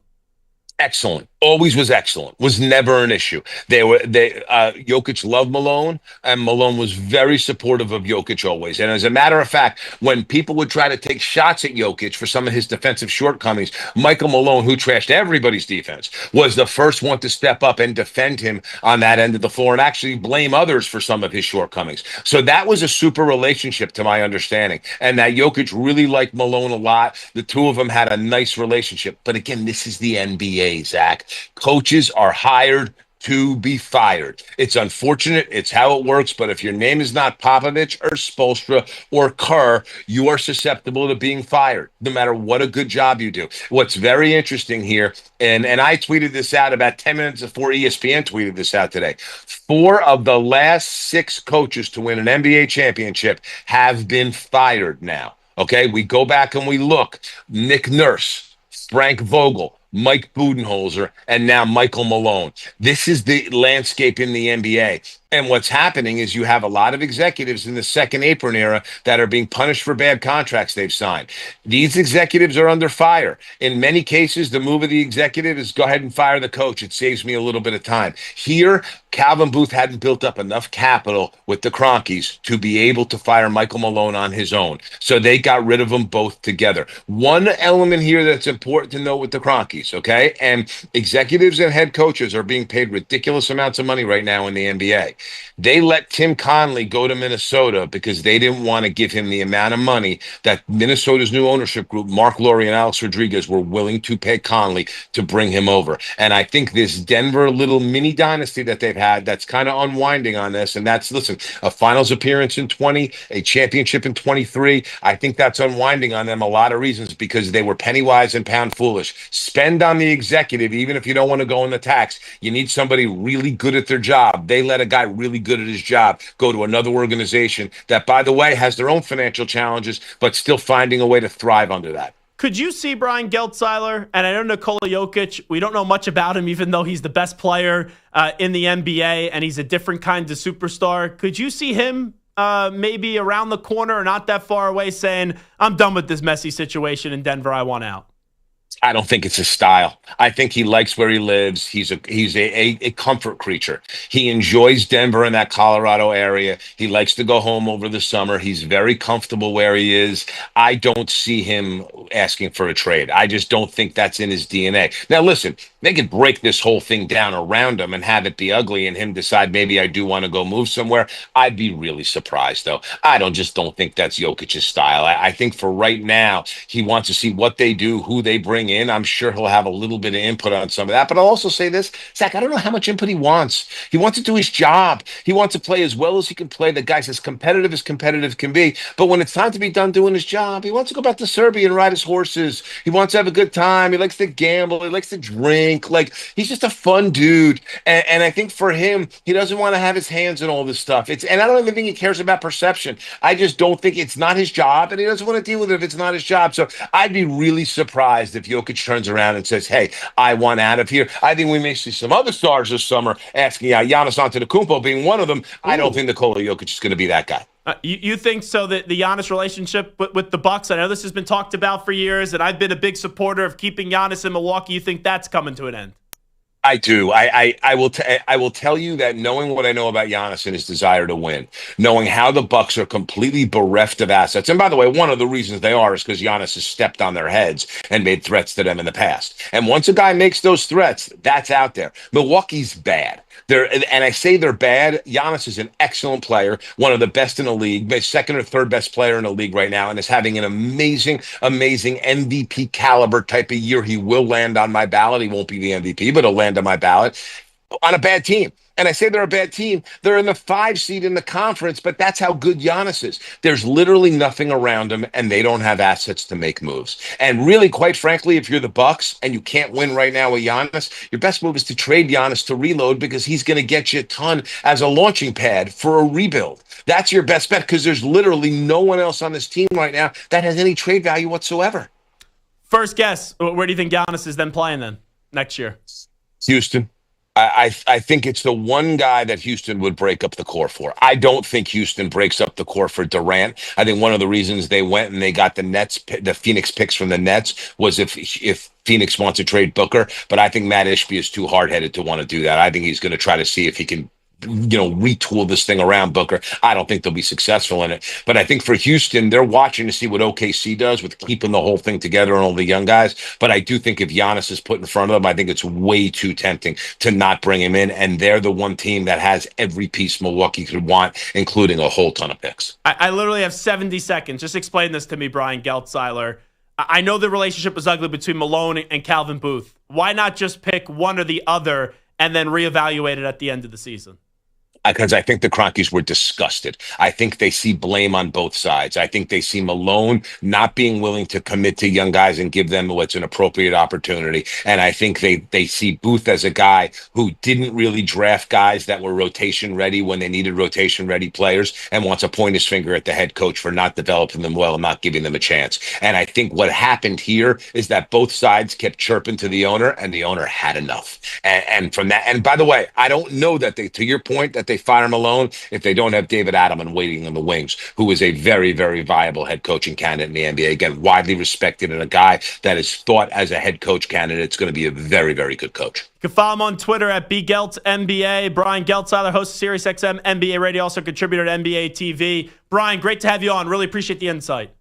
Zach, my pleasure, buddy. Hope to do it again soon. You take care. You got it, 100%. With the playoffs right around the corner, usually we're not talking about coaches getting fired, but here we are. We'll definitely have Brian back on when the postseason does start back up. But, geez, there are stunning stories in the NBA this season.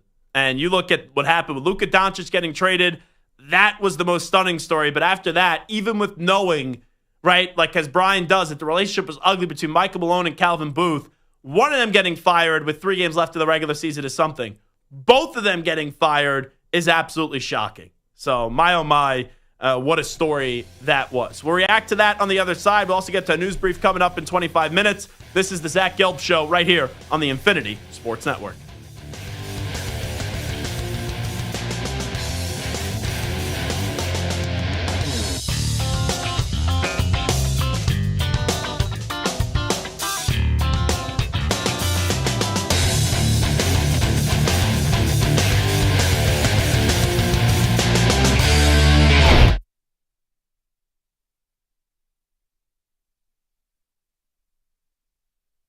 You're in a 5-minute break.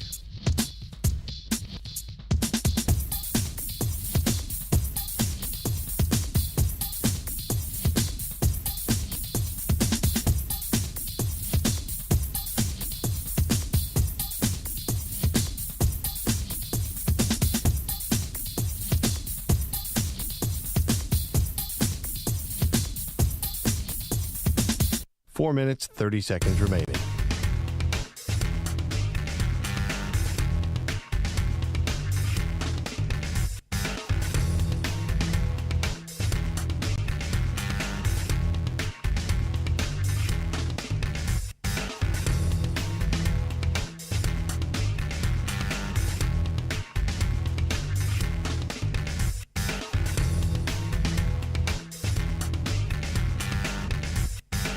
Four minutes remaining.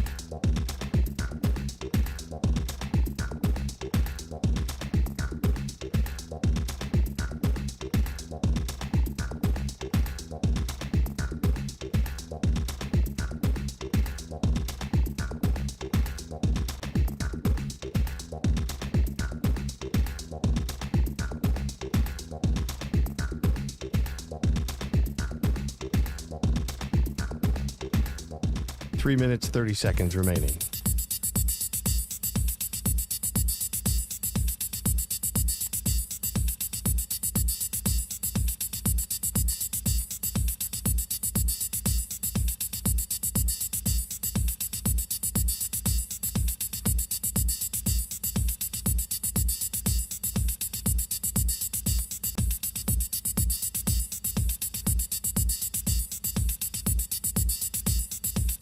Three minutes remaining.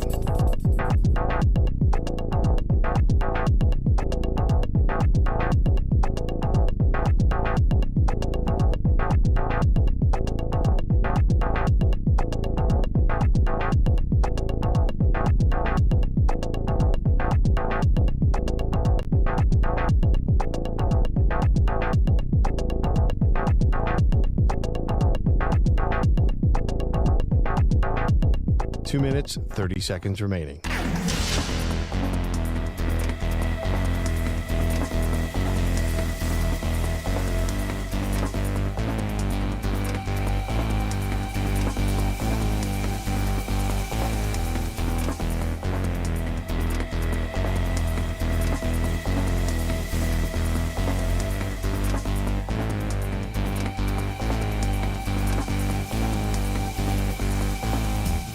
Two minutes remaining.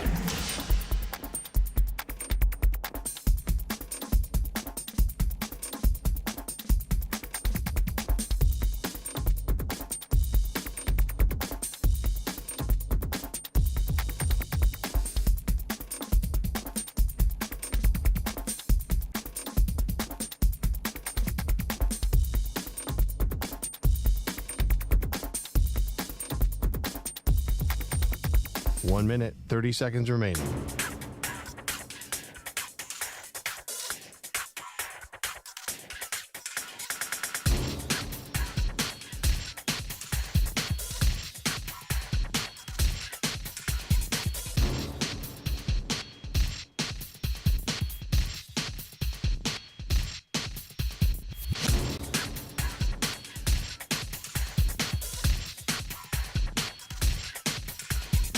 One minute remaining.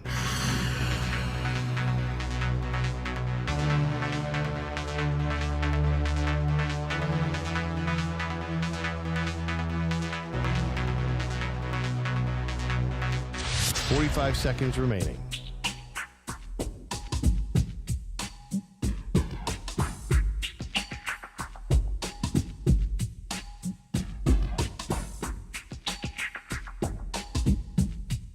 Thirty seconds remaining.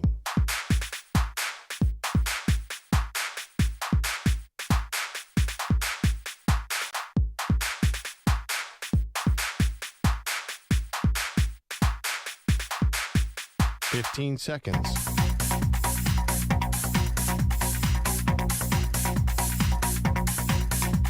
Break ends in 5 seconds.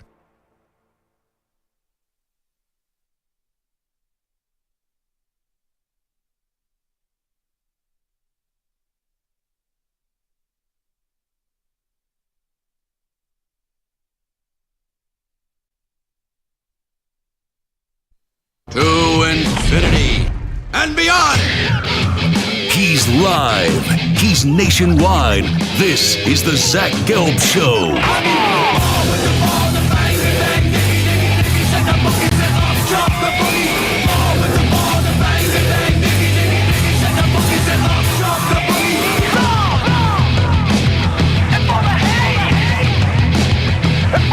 Here's your host, Zach Gelb. Alrighty, this is Zach Gelb Show, coast to coast on the Infinity Sports Network. Thank you for sending that note, Samter. I really do appreciate that. So Samter just sent me a note on Slack. And Stu, you're going to get a kick out of this because we have a group chat about this. So Stu, check your phone in about 2 seconds because myself, Anthony Gallo, and Stuart Kovacs have a group chat. Gallo works around here.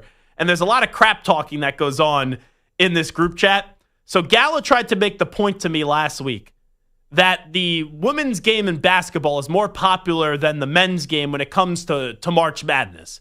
And I said, you couldn't be more wrong even if you tried to. Just look at the ratings. And I go, nothing against the women's game. And congratulations to Gino Auriemma, his 12th championship. It was cool to see Paige Buckets get that title. But without Caitlin Clark in the mix, and then also the unfortunate injury, because I love Juju Watkins, the unfortunate injury to her, the women's tournament had zero buzz this year. So I saw the women's ratings did come out. And the headline is, Women Final Four TV ratings see steep drop-off without Caitlin Clark. And the Final Four for the women's, UConn and UCLA, broadcast at UConn and UCLA and South Carolina and Texas, they just averaged 3.9 million viewers for ESPN. It marked a 64% decrease from the record-setting 10.8 million viewers in 2024, according to Front Office Sports. Now, the actual national championship game, right, where you have UConn against South Carolina, right? So Paige and Gino up against Dawn Staley. That averaged 8.5 million viewers on ABC. And that's a significant drop-off from the Caitlin Clark-led Iowa team last year against South Carolina, and Iowa lost, which drew 18.9 million viewers. So, two things on that. Where Gallo looks like a fool here after telling me that, the women's game is a lot more popular than the men's game in basketball. Samter just sent me this little nugget. National championship game delivered 18.1 million viewers to cap off the most watched Final Four weekend since 2017. Monday's national championship game averaged 18.1 million viewers on CBS. It's up 22% and the most watched since 2019. Florida-Houston peaked with 21.1 million viewers for the game's conclusion. The Final Four weekend averaged 16.4 million viewers for the three games, up 21% and the best in 8 years.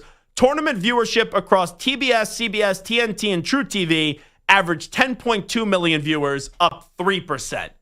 So Gelb 1, Gelb 2, Gelb 3, Gallo 0 in this debate.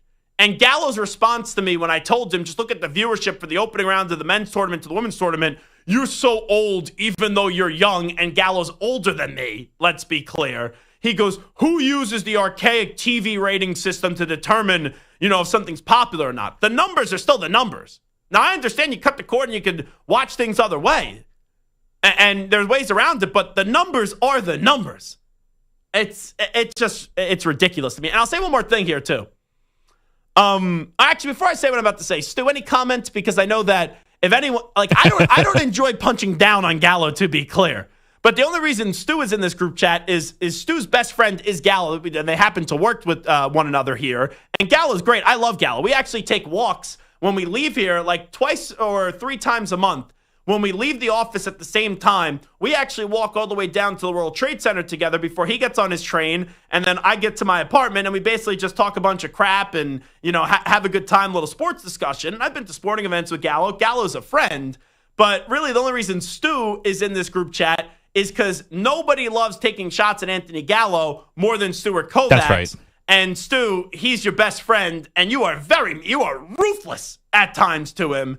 And somehow, because of all the heated debates that Gallo and I get into, now you're in this group chat. So any comment on Anthony Gallo just being wrong once again? I'm sure it's another day that ends in Y for you. Yeah, I mean, he has some of these takes sometimes. This is not one I would agree with or endorse by any means. He really likes women's basketball. That's not like he actually really enjoys the sport. Yeah. And I'm not knocking him for that. No, but I think the take is just absurd. Here's the other thing, too. I got to be careful with how I say it, but I'm going to say it anyway. There's a lot of race baiting that goes on with Caitlin Clark. Can I just make this point?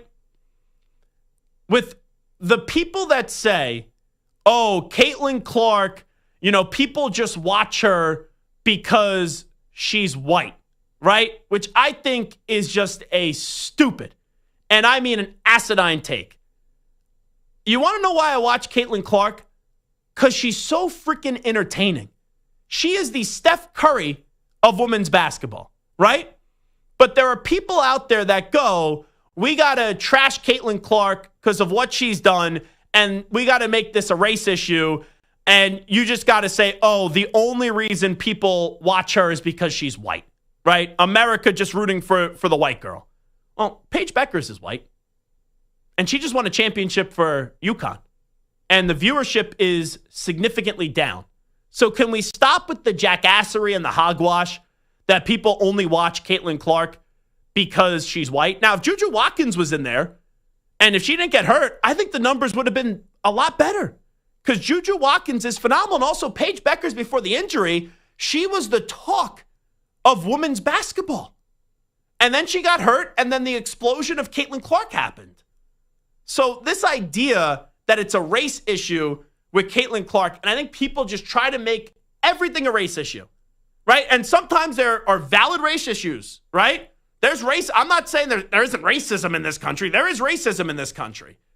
But if your take when you watch Caitlin Clark and then you also see what the numbers are, it's racist America. The only reason people tune in is because she's white. That, to me, is always something that I think people are just looking for clicks and they're just looking for the impressions to go up because Paige Beckers is also white. No one sits there and go, people only watch Paige Beckers because she's white, and the numbers have significantly dropped off. Yes, Sam. I mean, the one thing I'll say is I watch basketball for dunks and three-pointers. They don't dunk in women's basketball, so I want to watch three-pointers. And there's nobody who's been better in the history of college basketball and now in the WNBA at just launching them from deep. That's why I like watching Caitlin Clark. If there's a WNBA player that comes out there and starts dunking all over the place and throwing up tomahawks and reverse jams, I'll be watching her too. But until then, Caitlin Clark is the best thing that you have to see on TV. Yeah, and you look at athletes that just made you watch. Michael Jordan made you watch. Wayne Gretzky made you watch. Steph Curry made you watch. Maybe one of the greatest people ever in terms of captivating an audience, Tiger Woods, made you watch. You know, I can't stand his guts. I think he's a terrible human being. And I'm not a Conor McGregor fan, but even for the UFC, Conor McGregor made you watch. Tom Brady made you watch, right? There are just certain athletes that draw you in where you could not even be a big football fan, basketball fan, UFC fan, golf fan, whatever it is, whatever the sport is, and they just make you watch. Caitlin Clark makes you watch. I'm not going to tell you I love something when I don't. Like, I sit here and I see these two guys behind the glass and Stu and Samter every day. They watch more soccer than I even knew existed. They tell me, it's a championship league round game one day, and then they're in something totally different the next day. I thought everything just ended. And freaking Wickham beat Huddersfield today. Which who? Wickham. What? The Wickham Wanderers. They beat Huddersfield. Where do they play? That's going to hurt Wrexham's chance of a third straight promotion. It's terrible here in League One. 2 divisions down from the Premier League. Come on. Let's go, Huddersfield. Let me tell you, I may make this. I think this is checks and balances, right? I view this as a democracy on this show. I may need to start being a dictator, and I may need to outlaw soccer. I'm glad you said tater at the end of that word. I need to be a dictator. I gotta be. This is a dictatorship now. The one thing I will say, I'll bring up Tom Brady. In that same league, League One, which is where Wrexham is. Oh, Brady owns that Fugazi team? Birmingham, they just clinched promotion to the championship. Wait, is that the team that Brady owns? That's the team that Tom Brady owns. They're getting promoted. They're getting promoted. But the point I'm making is, I'm not going to just pretend to have fake enthusiasm over something I don't care about. So it's like, hey, if soccer's a huge story, I'll talk about soccer because I have a service and a responsibility to the audience. Like, there are moments where I got to talk about something that I don't love, and I'll have an incredible amount of passion about it, and I will watch and I'll give you what the take is. But I'm not going to tell you I think something's great when I don't think something's great. Like, you will never hear from me, these words out of my mouth. I think soccer is a great product. Now, I acknowledge there's people like Stu and Samter, and there's a lot more people like Stu and Samter than there are like me around this world that think soccer is a riveting product. I just personally don't think it is. Now, with that being said, when it comes to women's basketball, I'd be lying to the audience if I said I'm watching all these games and I love the women's game and I think it's sensational. I'd be disingenuous. And if someone wants to get on Twitter and be like, oh, you're sexist, oh, you're this, oh, you don't care, oh, you're talking down about the women, I don't care. My opinion is When I watch college basketball, men's college basketball, I watch the NBA, and I don't even love the NBA, and I think it's a more entertaining product than the WNBA and also women's college basketball. But if you want to be the biggest supporter of women's college basketball and the W, be my guest. And there are times I have parachuted in when there's big events, and I have watched those events, and I've found it to be riveting. But as a whole, I don't find the product as riveting as I do the men's game. Now, with that being said, last year, I thought the women's tournament with the Caitlin Clark storyline, or 2 years ago, was more entertaining. Well, actually, no, it was last year because they go right into the women's league in the summer. So last year, I found the women's tournament more interesting than the men's tournament. That's a rare exception, though. And why did I find it so interesting and compelling? It's because Caitlin Clark was must-see TV. It had nothing to do if she's white. It has nothing to do if she's a male, female, like white, black, doesn't matter.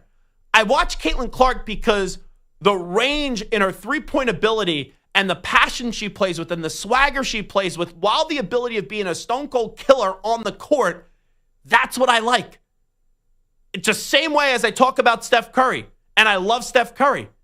But this idea that we should all expect the women's game in college basketball to be this great product without Caitlin Clark, and unfortunately had a bad injury with Juju Watkins, who had the chance to carry the baton, I just don't see it this way. So I'm not surprised the viewership dropped. But you'll have people that will be like, people only watch in America Caitlin Clark because she's white. And I will just simply respond, why was the viewership down in the NBA Finals when you had a white girl and Paige Beckers win it all? It's because even though Paige Beckers, there's been moments she's been very entertaining, she ain't Caitlin Clark, all right? So I wasn't expecting to do 13 minutes off that, but sometimes Samter will just parachute in with a little tweet or a little Slack message. And now I have Slack on my phone. I'm constantly plugged into Slack. So now I see all these messages that Moist Mike does send me. I apologize for putting that into your world. Well, actually, you should apologize to yourself, because now I have a direct line to you on your business world. So if I ever need anything, any time of the day, weekday, weekend, I have direct access to Michael Samter. You do, but I also have a mute button on Slack, which I don't have on my texts. Well, remember, this was a dictatorship. A few moments ago, it was a democracy and checks and balances. It's not good. You know, you gotta salute the dictator and Dictator Zach. Certainly taking away the tater part. Yeah, it is the Zach Gelb Show on the Infinity Sports Network. Michael Malone and Calvin Booth. So we just had Brian Geltzeiler on for about 10 to 15 minutes. This is what happened clearly. Michael Malone hated Calvin Booth. Calvin Booth hated Michael Malone. Michael Malone clearly complained to the owner. Calvin Booth clearly complained to the owner. Michael Malone, who is an aggressive coach and a demanding coach, and that's what a coach is, but he's not one of these kiss-ass player coaches, also ripped his players publicly. I think eventually the owner just said this: Calvin Booth, you got your issues. Michael Malone, you got your issues. We're better off without you two than with one of you staying and the other one going. Now, personally, I wouldn't have gotten rid of either. With 3 games left in the regular season, I don't make that move right now. And if I had to make a move, I would have just said, even though Calvin Booth has been on this show a bunch, but he's the GM, not the coach, Calvin, goodbye. Michael Malone, you could be next. Prove it to me why I shouldn't get rid of you. That's what I would have done. But when you have a team, even if you thought there were flaws on this roster, and there's flaws on this roster, but when you have a team that could still talk about championship expectations, I think you have to keep the coach in this spot. It's not like it's the middle of the season. You got 3 games left in the season. And even though they're high on the guy that is going to be the interim coach, is the right title, in Edelman, and maybe he goes on to be a stud, and maybe you get all that drama out and players can be relaxed and it will be fine. But I just can't believe that this team now is going to go to a conference finals or go to the NBA finals when you just blew out both the coach and the GM with 3 games left in the regular season. Also, Brian Geltzeiler saying it's not in Nikola Jokic to request a trade. I thought that is big information. But then following it up by saying he thinks Giannis Antetokounmpo is going to get traded this offseason. And you know, I hear he was on line one, Bart Winkler. Let me tell you. Because was it Bill, Stu? Bill said that. It certainly was Bill. Was he demanding? I forget this. Was he demanding for Giannis to be traded, or he just heard that Giannis could be traded? He heard. Okay. Also, I think there was a Ringer article that Bart lost. I think Bart lost originally on the Ringer article, yes, which was in the summer before the season. So I have been a staunch supporter of Giannis Antetokounmpo staying in Milwaukee to a point where I slammed Adam Silver, tell me another day that ends in Y, over selectively tampering with the Milwaukee Bucks when they were trying to sign one of the Bogdanoviches. You know, there's 10,000 of them in the NBA. I always forget which one it was. And the NBA stepped in. They said they selectively tampered, and it didn't end up going down. So I slammed the league, and I also slammed anyone that was trying to force Giannis out of Milwaukee. I'm not going to say there aren't legs there, and I appreciate Geltzeiler's opinion, but how many times does Giannis or does someone else throw out Giannis potentially getting traded, and he always ends up going back to Milwaukee? So I don't know what to make of that one, but Brian Geltzeiler just throwing that out of nowhere when we're talking about Nikola Jokic, it did heighten my awareness on the situation because that wasn't on my radar. And then him throwing out the Rockets too, that was really something. So things to monitor. Things to monitor in the NBA world. Will someone be calling the Bart Winkler show tonight with this little tidbit? No, I have plans tonight. Okay. And also I used my one Bart Winkler call a month last night. So Bart and I have a deal since Bart, who by the way, Bart told me he could do Winkler Wednesdays again. So, but we have Hickey on Wednesday, so we may have to find a different day, but I'd be inclined to bring Bart back on. But anyway, I called Bart 2 months ago, and I said, I don't talk to you really anymore. And Bart and I were friends, right? We still are friends, but I would always go on Bart's show in Milwaukee. I even went out to Milwaukee, and I saw Bart, and then Bart started filling in for me here on the network, and the next thing you know, Bart is hosting from 10 p.m. to 2 a.m. Eastern time. You know, did I get a kickback on that contract? No, but you know, it is what it is. We remember, we take notes, we take names. So anyway, when I called him Bart in an impromptu fashion 2 months ago, I said, I kind of miss you. And then I said to him, I go, I'm just going to call you randomly once a month. So last night, after the championship game died on down, and I'm sitting on my couch, and I watch all the post-game, one shining moment, all that stuff. I go, I got to take a shower. So I wanted to listen to something when I was in the shower, so I turned on the network.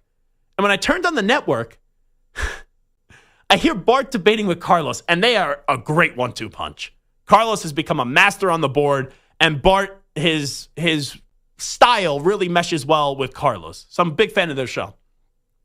I hear them debating after the national championship game. What's the best time zone to live in? And I was prompted to call because Bart is saying Central time zone. And I go, it's not Central. Because it was like 1 a.m. when this was going on. If it was midnight, that wouldn't really do much for me, if we're just being honest. I actually said it's Mountain Time. 2 hours behind. So NFL Sunday starts at 1. You're starting at 11. You know, Sunday Night Football ends at what, like 11:30? That's really 9:30. The championship game ended last night, what, like roughly around 11? A little after 11, I believe. Yeah, so that's the 9. A lot of mental math here. I'm impressed with myself. It's like, to me, you get those 2 hours. 1 hour back doesn't mean anything. You get 2 hours back, and then also you don't want 3 because then it's way too early, if we're being serious. Like, getting up on a football Sunday at 10 a.m., I would not think is fun, especially if you went out late at night. And then when you have the London games, then you're getting up at like 6:30. 9:30, 8:30, 7:30. It's not great, but it's at least attainable for the crappy London game that's always 2 bad teams and no one ever, or it's 1 good team and then 1 bad team. So I think Mountain Time is the best time. But I did call Bart, and I used my 1 phone call a month on Bart Winkler. Seems like I'm a prisoner or something like that. I got 1 call a month, 1 little visitation to the Bart Winkler show. All righty, well, come on back. So maybe Winkler Wednesdays on a different day. It'd be funny if we did the Winkler Wednesday imaging on a Tuesday on the Infinity Sports Network. But we'll come on back and we'll do a little news brief next. Winkler Wednesday could be coming on back soon. You're in a 5-minute break.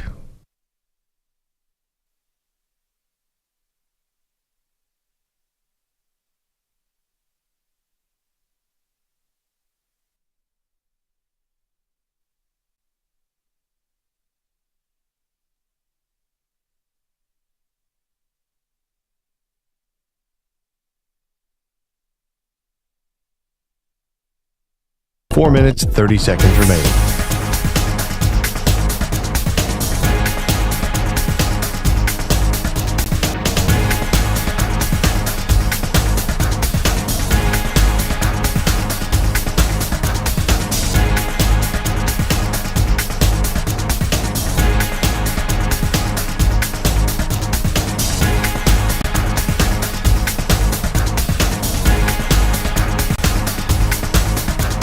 Four minutes remaining.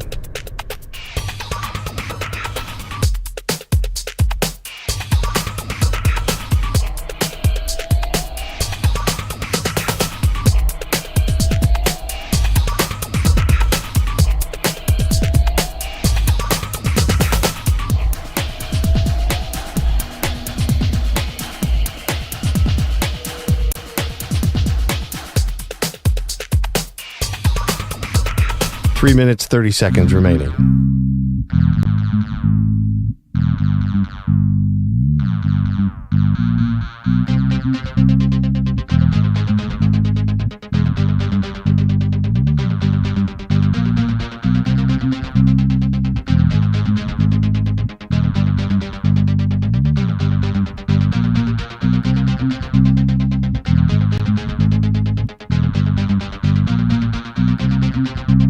Three minutes remaining.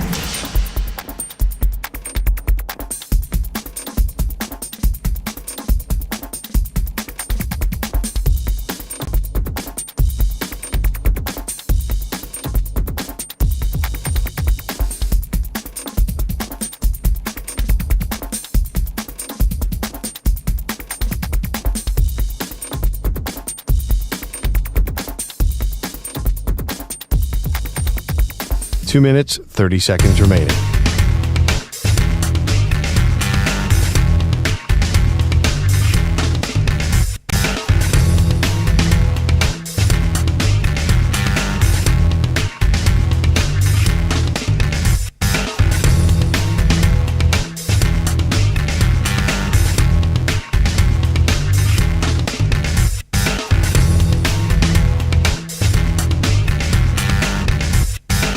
Two minutes remaining.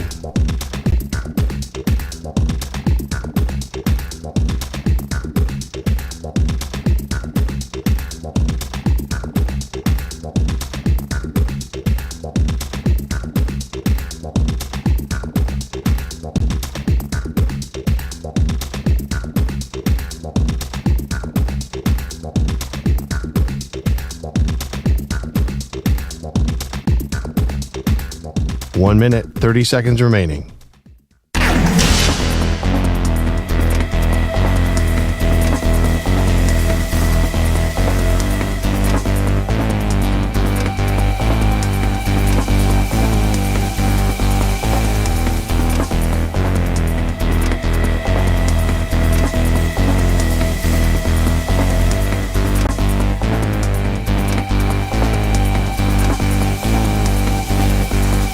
One minute remaining.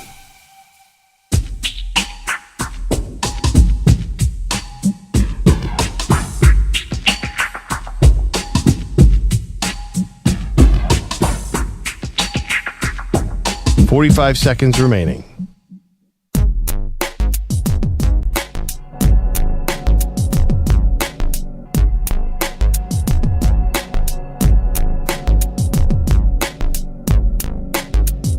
Thirty seconds remaining.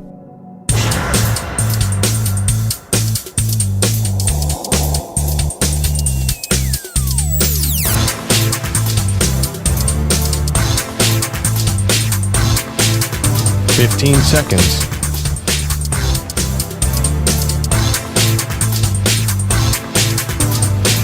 Break ends in 5 seconds.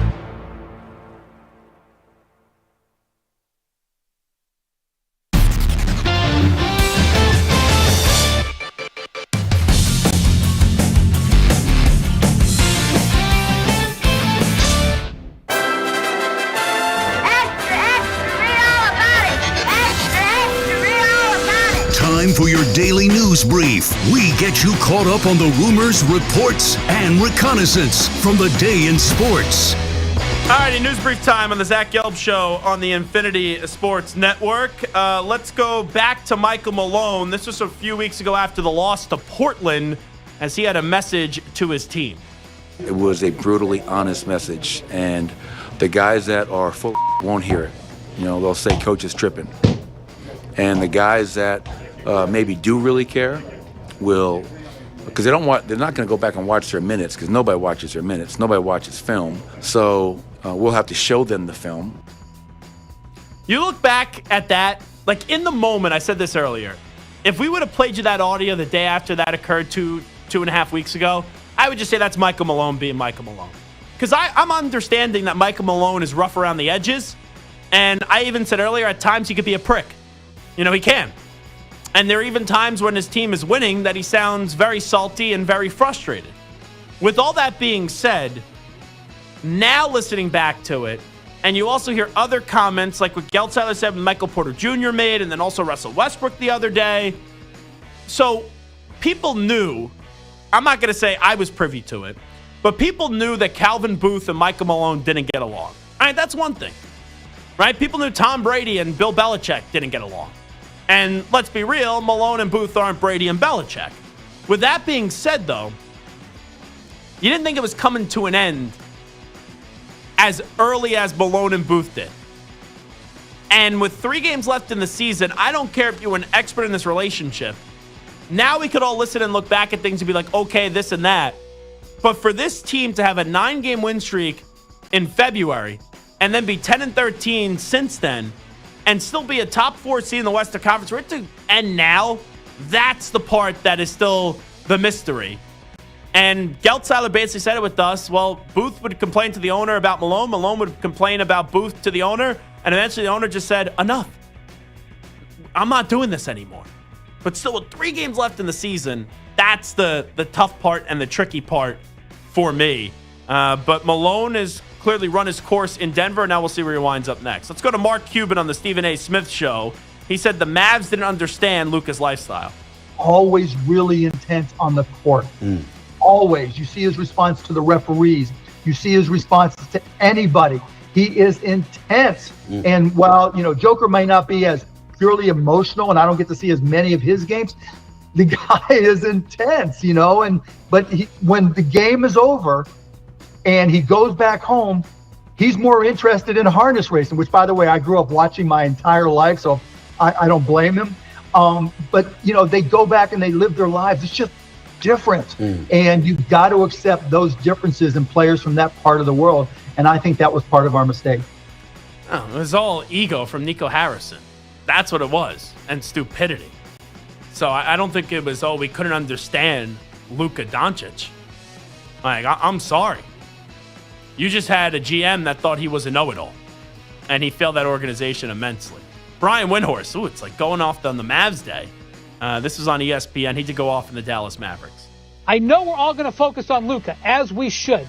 But the Mavericks not getting Austin Reeves in that trade is malpractice. Austin Reeves has been, as Shannon alluded to, Austin Reeves has been awesome in this last month, especially in this last week and last couple weeks when LeBron hasn't been great. And the fact that the Mavericks didn't get Austin Reeves in that trade remains insane. And Reeves is just proving it night in and night out. Yeah, they didn't get enough. Like, you get back Anthony Davis, so you're annoyed with Luka's lifestyle, so you bring in Anthony Davis, who's older and has had a lot more wear and tear in the body and is just as, if not more, susceptible to injuries. And AD, right, when healthy, is a top 10 player in the league. Luka's a top 5, though.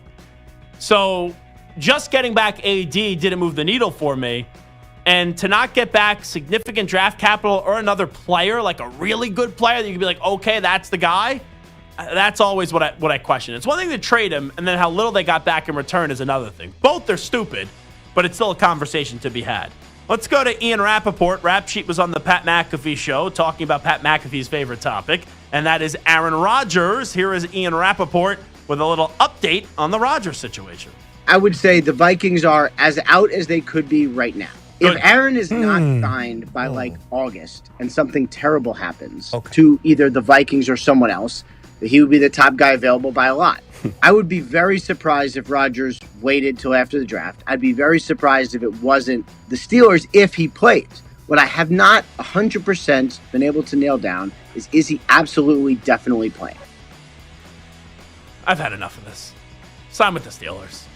Just stop. Rodgers is a drama whore. That's the bottom line. You good, Mike? Yeah, I don't know if you saw who the Steelers are bringing in for a workout on Thursday. The Steelers are bringing a quarterback in for a workout. Is it a quarterback? Can I take a guess? Yeah. I know this person, right? I don't know if you know him personally. You know of him. Did he have a very big comment on our show? He's never been on our show. Oh, so I was going to say Joe Flacco. Not Joe Flacco. Give me a hint. He has never played it down in the NFL. And they're bringing him to work out at a quarterback? And I know this person? What's coming up in 3 weeks? What's coming up? Oh, the NFL draft. Oh, it's a draft prospect. Oh, it's a draft prospect. Yes. Oh. Shador? Yes. They're bringing Shador in on Thursday. Yeah. Which makes you think that they think that Shador can either fall to 21 or they're willing to move up to get him. Yeah, potentially. They're probably tired of waiting for Rodgers. They have to start thinking about life after Rodgers. I'm sitting there and I was like, who the heck are you talking? I go, what celebrity stunt are they doing or stint are they doing out there? When I said he's never played it down, you're like, they're bringing in a quarterback who's never played in the NFL? Yeah. Wait, what? No. I'm like, what bum is out there that they're bringing it off the street?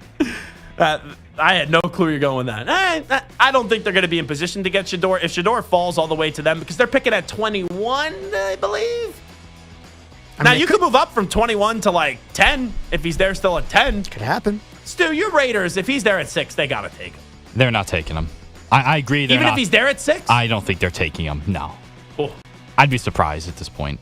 I'm already like You're trying here to the day after the draft, right? What's that? You're here the day after the draft, I right? am, yes. Okay, good. I'm trying to already emotionally prepare myself for that, so I'm not as mad. A Genti jersey would look good on you. I agree. Yeah. Would you get a Genti jersey? So I don't have a great track record with Raiders jerseys. I feel like I'm kind of a jinx almost, but because I was gonna say I would buy you a Genti jersey, but then Genti's my guy. Yeah. If you don't have a good track record, it's not a great track record. Even though I basically discovered Ashton Genti, I don't want to be the one that puts the nail in the coffin in his NFL career. Yeah, there's a lot of Rolando McClains and Darius Hayward Bays and Randy Mosses. Yeah, it's not great. Hey, Randy worked out well. Well, for you, not for me. Not as a Raider. Take the ball deep, take the top off the defense. All righty, let's go to Geno Smith talking about Raiders on Reuniting with Pete Carroll.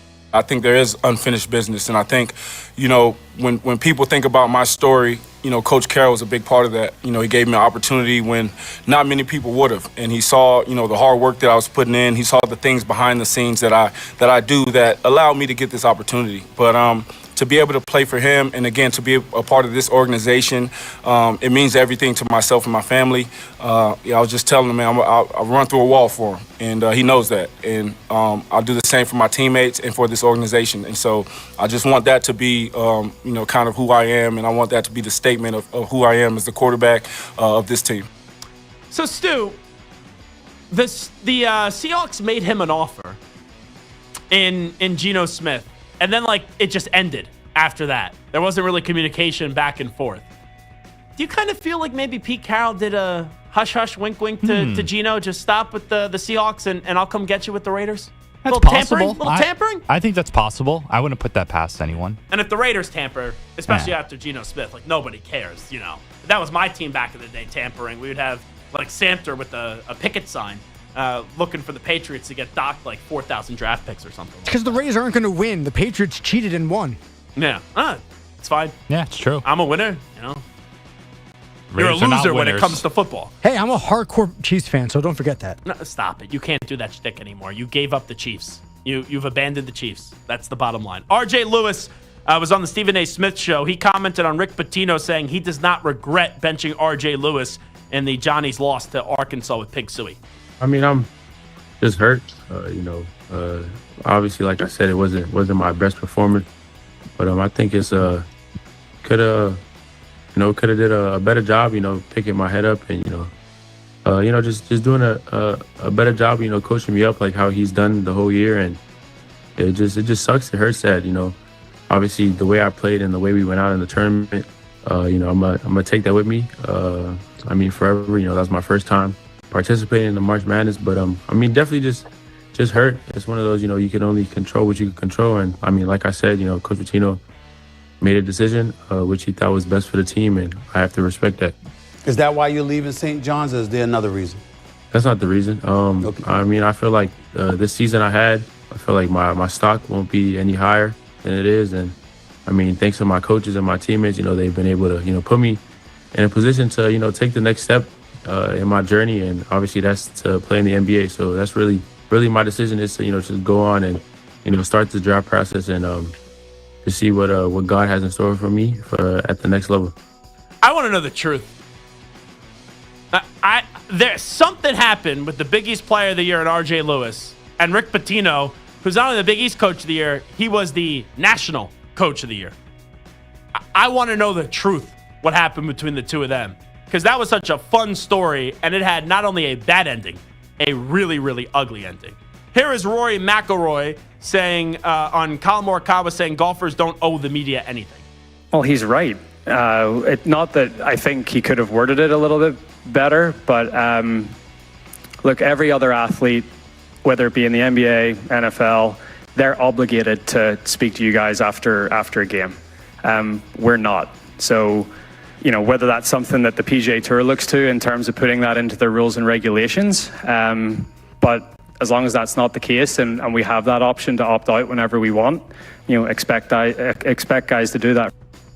Now, I'm not going to sit here and talk down to Rory McIlroy and lecture Rory McIlroy, but when you win, you have no problem talking to the media. So when you lose, I would say you should have no problem talking to the media as well. Can't have it both ways. That's the bottom line for that on me. Does it bother me? Does it make me frustrated? No. Do whatever you want. Todd Golden on being the youngest coach to win a title last night. I'm just a piece of this puzzle, I've been able to put together an incredible staff and recruit great student athletes over these last 3 years. And, we've stayed the course all year and worked really hard. And, my best answer is I'm just really proud. I'm proud to be the head coach of Florida. I'm proud of the way our players performed. And I'm proud of the way our staff prepared our guys to become national champions. And Walter Clayton only had 11 points in the game, but came up big offensively and defensively late, especially on that final possession. Walter Clayton on winning despite the scoring slump in the game. Man, we've been saying it all year, man. Our motto is we all can go, man. We got a team full of guys that could go. It ain't just by me. We got multiple guys on this go that could go get a bucket and do anything. So my team held me down until I was able to put the ball in the basket. Shout out to them boys. And it's really a remarkable run because they should have lost to UConn. They should have lost to Texas Tech. And they should have lost last night to Houston. They found a way to win all three. Really impressive. Kelvin Sampson on the final play as they waited 19 seconds and were never able to get up a shot down two. At the end, you got to get a shot. That's got to do better than that. Kelvin, what were you hoping to get out of that last play? Yeah, we have a set, and we thought if we could get Emmanuel to shot fake and get downhill, they probably should have shot faked that. And then also Houston was the better team for the majority of the game, and the Gators did what the Gators did late. Kelvin Sampson on a tough loss to the Gators in the national championship game. Just a 2-point difference. We could have done things better in the last 2 or 3 minutes, and I could have done things better. So it always starts with me. I always look at how I could have done better. But I'm so proud of this team. I love these kids. I love this staff. I love this program. And this one hurts. This one stings. But, at some point, these guys will realize how special they are. You can just hear how dejected he is, and obviously understandably so. All right, that's a news brief. Zach Gelb Show, Infinity Sports Network. Update time. Here's Zach. Infinity Sports Network. Sports Flash. Well, the Denver Nuggets made the stunning move firing head coach Michael Malone and GM Calvin Booth with just 5 games left in the season.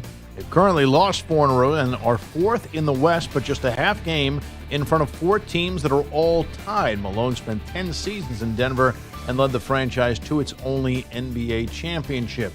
4 teams just referenced in the battle for the 5th spot, all in action tonight. The Clippers currently in that spot and go for their 5th in a row against the Spurs. The Warriors are also at 46-32 and in Phoenix, while the Timberwolves currently on the outside of the guaranteed berths via the tiebreaker. They will face the Bucks in Milwaukee, while the Grizzlies are in that quartet as well and meet the Hornets in Charlotte. Baseball today, a couple of day games forced by the chilly April weather. 32 degrees in Detroit at game time. It didn't bother Tarek Skubal, who went 6 innings and gave up just 4 hits and struck out 6 in the Tigers' 5-0 win over the Yankees. Detroit clubbed 4 solo home runs, and Kerry Carpenter hit his 4th. Francisco Lindor, his first for the Mets. They're tied with the Marlins at 2 as they look for their 6th in a row. Cleveland and the White Sox scoreless in the bottom of the 6th. I'm Rich Ackerman. The Infinity Sports Network is on your smart speaker. All you have to say is, play Infinity Sports Network.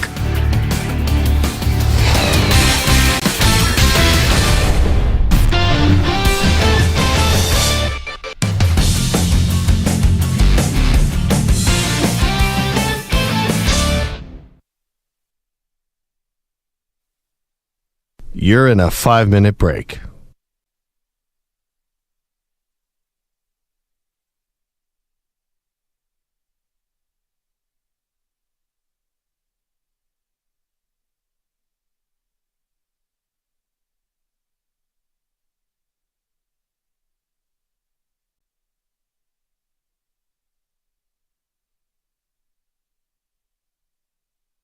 Four minutes, 30 seconds remaining.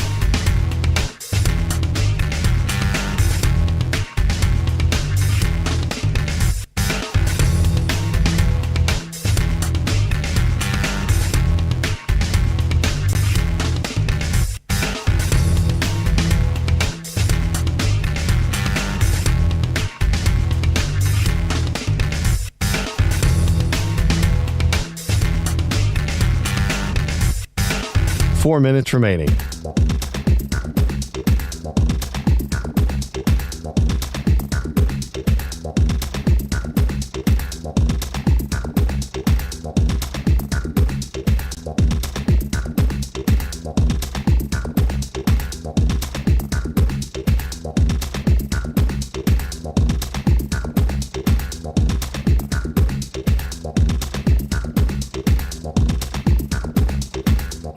Three minutes, 30 seconds remaining.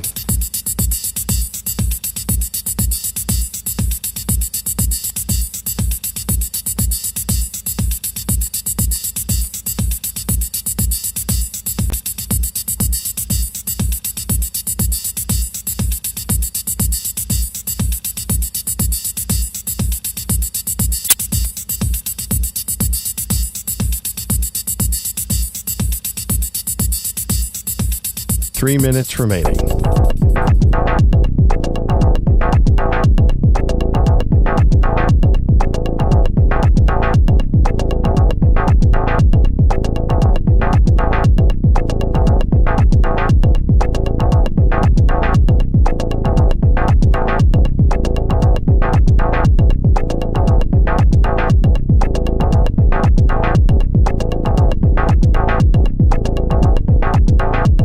Two minutes, 30 seconds remaining.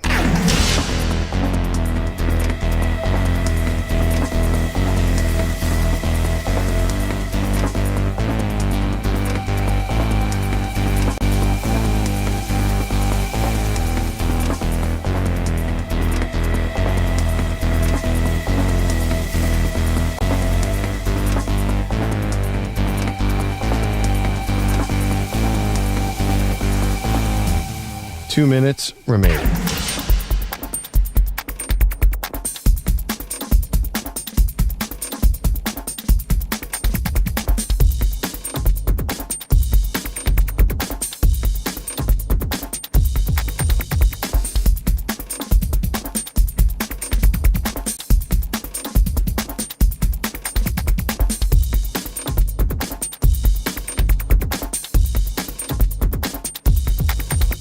One minute, 30 seconds remaining.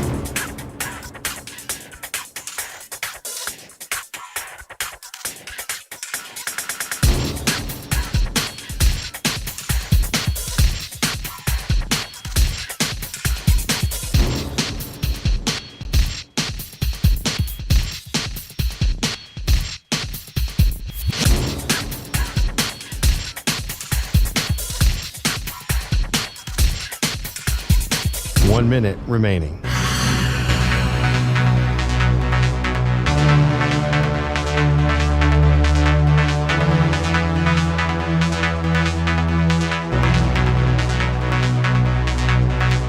"45 seconds remaining.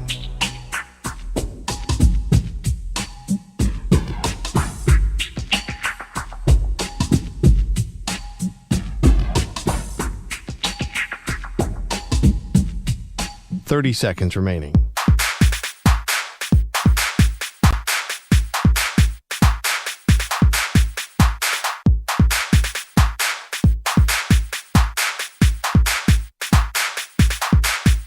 "15 seconds.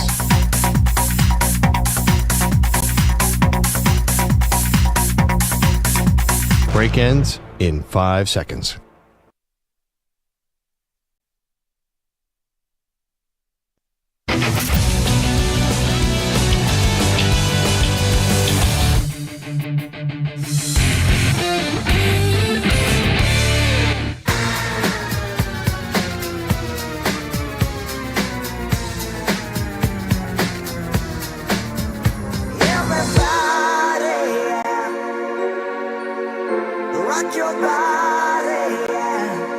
Hey, this is Howie. And this is Nick from the Backstreet Boys. And you're listening to the Zach Gelb Show. And guess what?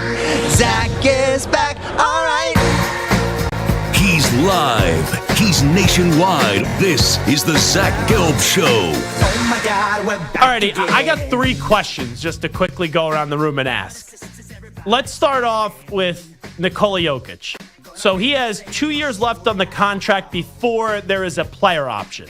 So potentially 3 years left on the contract. Stu, yes or no, and explain why. Should Nikola Jokic request a trade this offseason? Should, yes. I think he could pair himself with another superstar somewhere else and have a better chance to win than with the Nuggets. Santer, should Nikola Jokic request a trade? No. He's a guy who likes what he likes. He likes low key. He wants to be in a mid-level market. I don't think he wants to be in a New York or LA or Miami. He likes where he's at. He's good enough that if you rebuild around him, you can bring in pieces. He doesn't need to pair himself with a superstar. He just needs to have the right pieces around him. He's that good. It pains me to say this because Samter basically called me a dick earlier, and I didn't even know it, by the way. I could say that. I'm pretty sure you could say that. I'm pretty sure you could say it. Oh, Stu dumped it anyway, so I guess you can't say it. I hear other hosts say it. So who knows? But we're a national show, so it's a little bit different. But anyway, I didn't even realize it. I was saying dictator, and what did you say, Samter, again? Take away the tater. Yeah, I didn't even, we were talking about soccer, and I'm like, oh, it must be some soccer reference, and little did I know that Samter was calling me a word that I guess I can but can't say on the radio. A name that's short for Richard. Yes. You know who. Well, listen, we could call Richard Nixon Tricky Dick, so that works. It's fine.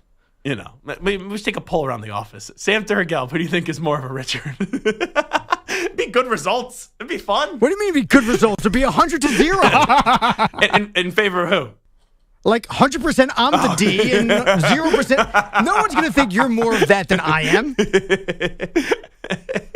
I have to be ranked among the biggest bleep holes in the entire industry. Of that. In the industry. In the whole I industry. don't think so. I don't think so. As far as producers, I mean, listen, there's a lot of on-air hosts who are just awful. But as far as producers, you know. Like who? You wear them with a badge of honor? Oh, yeah, man. I'm not here to make friends. I'm not here to be Mr. Nice Guy. Yeah. I'm going to tell you what I think, whether you like it or not. Anyway, I do agree with more so Samter. I don't think it's in Nikola Jokic's style to demand a trade, and that's why I don't think he should demand a trade. I think he likes it because you're in Denver. Right, it's a nice size market, but it's not like glitz and glamour, that type of market, more kind of go with the flow. I don't see Nikola Jokic doing that. Now, Giannis Antetokounmpo. Sorry, Bart. He has 2 years left before his player option. Do you think, Stu, Giannis Antetokounmpo should request a trade? I think he should as well. I think his time in Milwaukee is done, and again, I think this is a superstar league where you need more than one superstar on a team to win titles. So I think it's time for him to look to go somewhere else. Ricky, what do we got? I was like, is Ackerman sitting in his chair? I just can't see him. Oh, please. Ack would be in the studio more than he has to be. It's freezing in there. It is cold in there. It's 66 degrees. I have to sit here for 3 hours. Oh, my gosh. Yeah, I like it cold. So Ack, just stands there, opens up the door here, then comes in, then walks out. It's like, just sit down, do the update. It takes 2 minutes, then you're out. I think Giannis should get out of Milwaukee. Wow, you guys agree? Yeah. There's one thing I never want people to say about Zach Gelb. He's a phony. And for years, I sat here and I said that Giannis Antetokounmpo should not request a trade. Here's my question. Where is he going if he requests a trade? So Brian Geltzeiler said Houston. It's a better destination right now than Milwaukee. Could the Knicks maybe be in play? There's a stereotypical national talk show host. But the Knicks aren't realistic. You need to have A, players, and B, picks. The Knicks don't have picks. You could get rid of some of the players that you just brought in.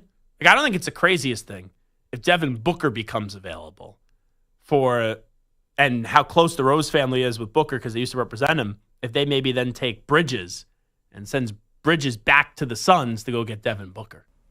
Yeah, but you have to give back a lot more than Bridges for Booker. Who knows? Luka Doncic just went for nothing in terms of picks. So I don't know what else you'd have to do, but I'm just saying, if you want to find the way, and you're an NBA player to find the way to go to some team, you could always find the way to make it work.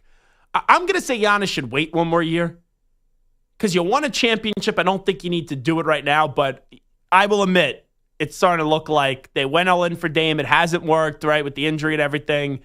I'm just starting to think that this Giannis relationship is coming to an end. All right, final question. Should Todd Golden consider going to the NBA if the opportunity is presented to him? Should he leave Florida? Samter, go ahead. Oh, sorry, Richard Samter. Go. Maybe don't call you Moist Mike anymore. Just call you Richard Samter. That works. Mr. Tater. I don't think so yet. I mean, he's so young. He was born in 1985. He's 5 years younger than I am. He just won a national championship. When you say that way, it doesn't really be that young. He was born in the 2000s. That's something. I mean, for a national championship winning head coach, it's freaking young. Yeah. I don't think he should go to the NBA yet. I think he has So what about for being born in 1994 for a nationally award-winning talk show host? You think that's like a baby? Yeah, baby. Baby. Oh, who could that be? an alumni recognized radio host. No, but we were ranked like a top 30 sports podcast, by the way, too, by some website.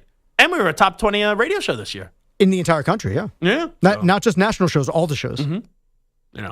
I'm Todd Golden without the scandals of the national radio landscape right now. So you think he should stay in Florida? For now, maybe eventually. I think he should stay. I think so as well. Like Billy Donovan with the Thunder and then also the Bulls. Has that really done much? Not to the level that he thought it was going to be. I would stay in Florida and try to win as many championships as possible. All righty, fun show today. Big thanks to each and every one of you for tuning on in. Samter, Richard Samter, appreciate it. Stu, thank you so much. I'm the Tater. We'll talk manana, everybody. Big thanks to Joel Berry for stopping by. Brian Geltzeiler as well. We will talk at a Wednesday edition of the Zach Gelb Show, 3 p.m. Eastern, noon Pacific tomorrow, everybody. We out. Bye-bye. Peace.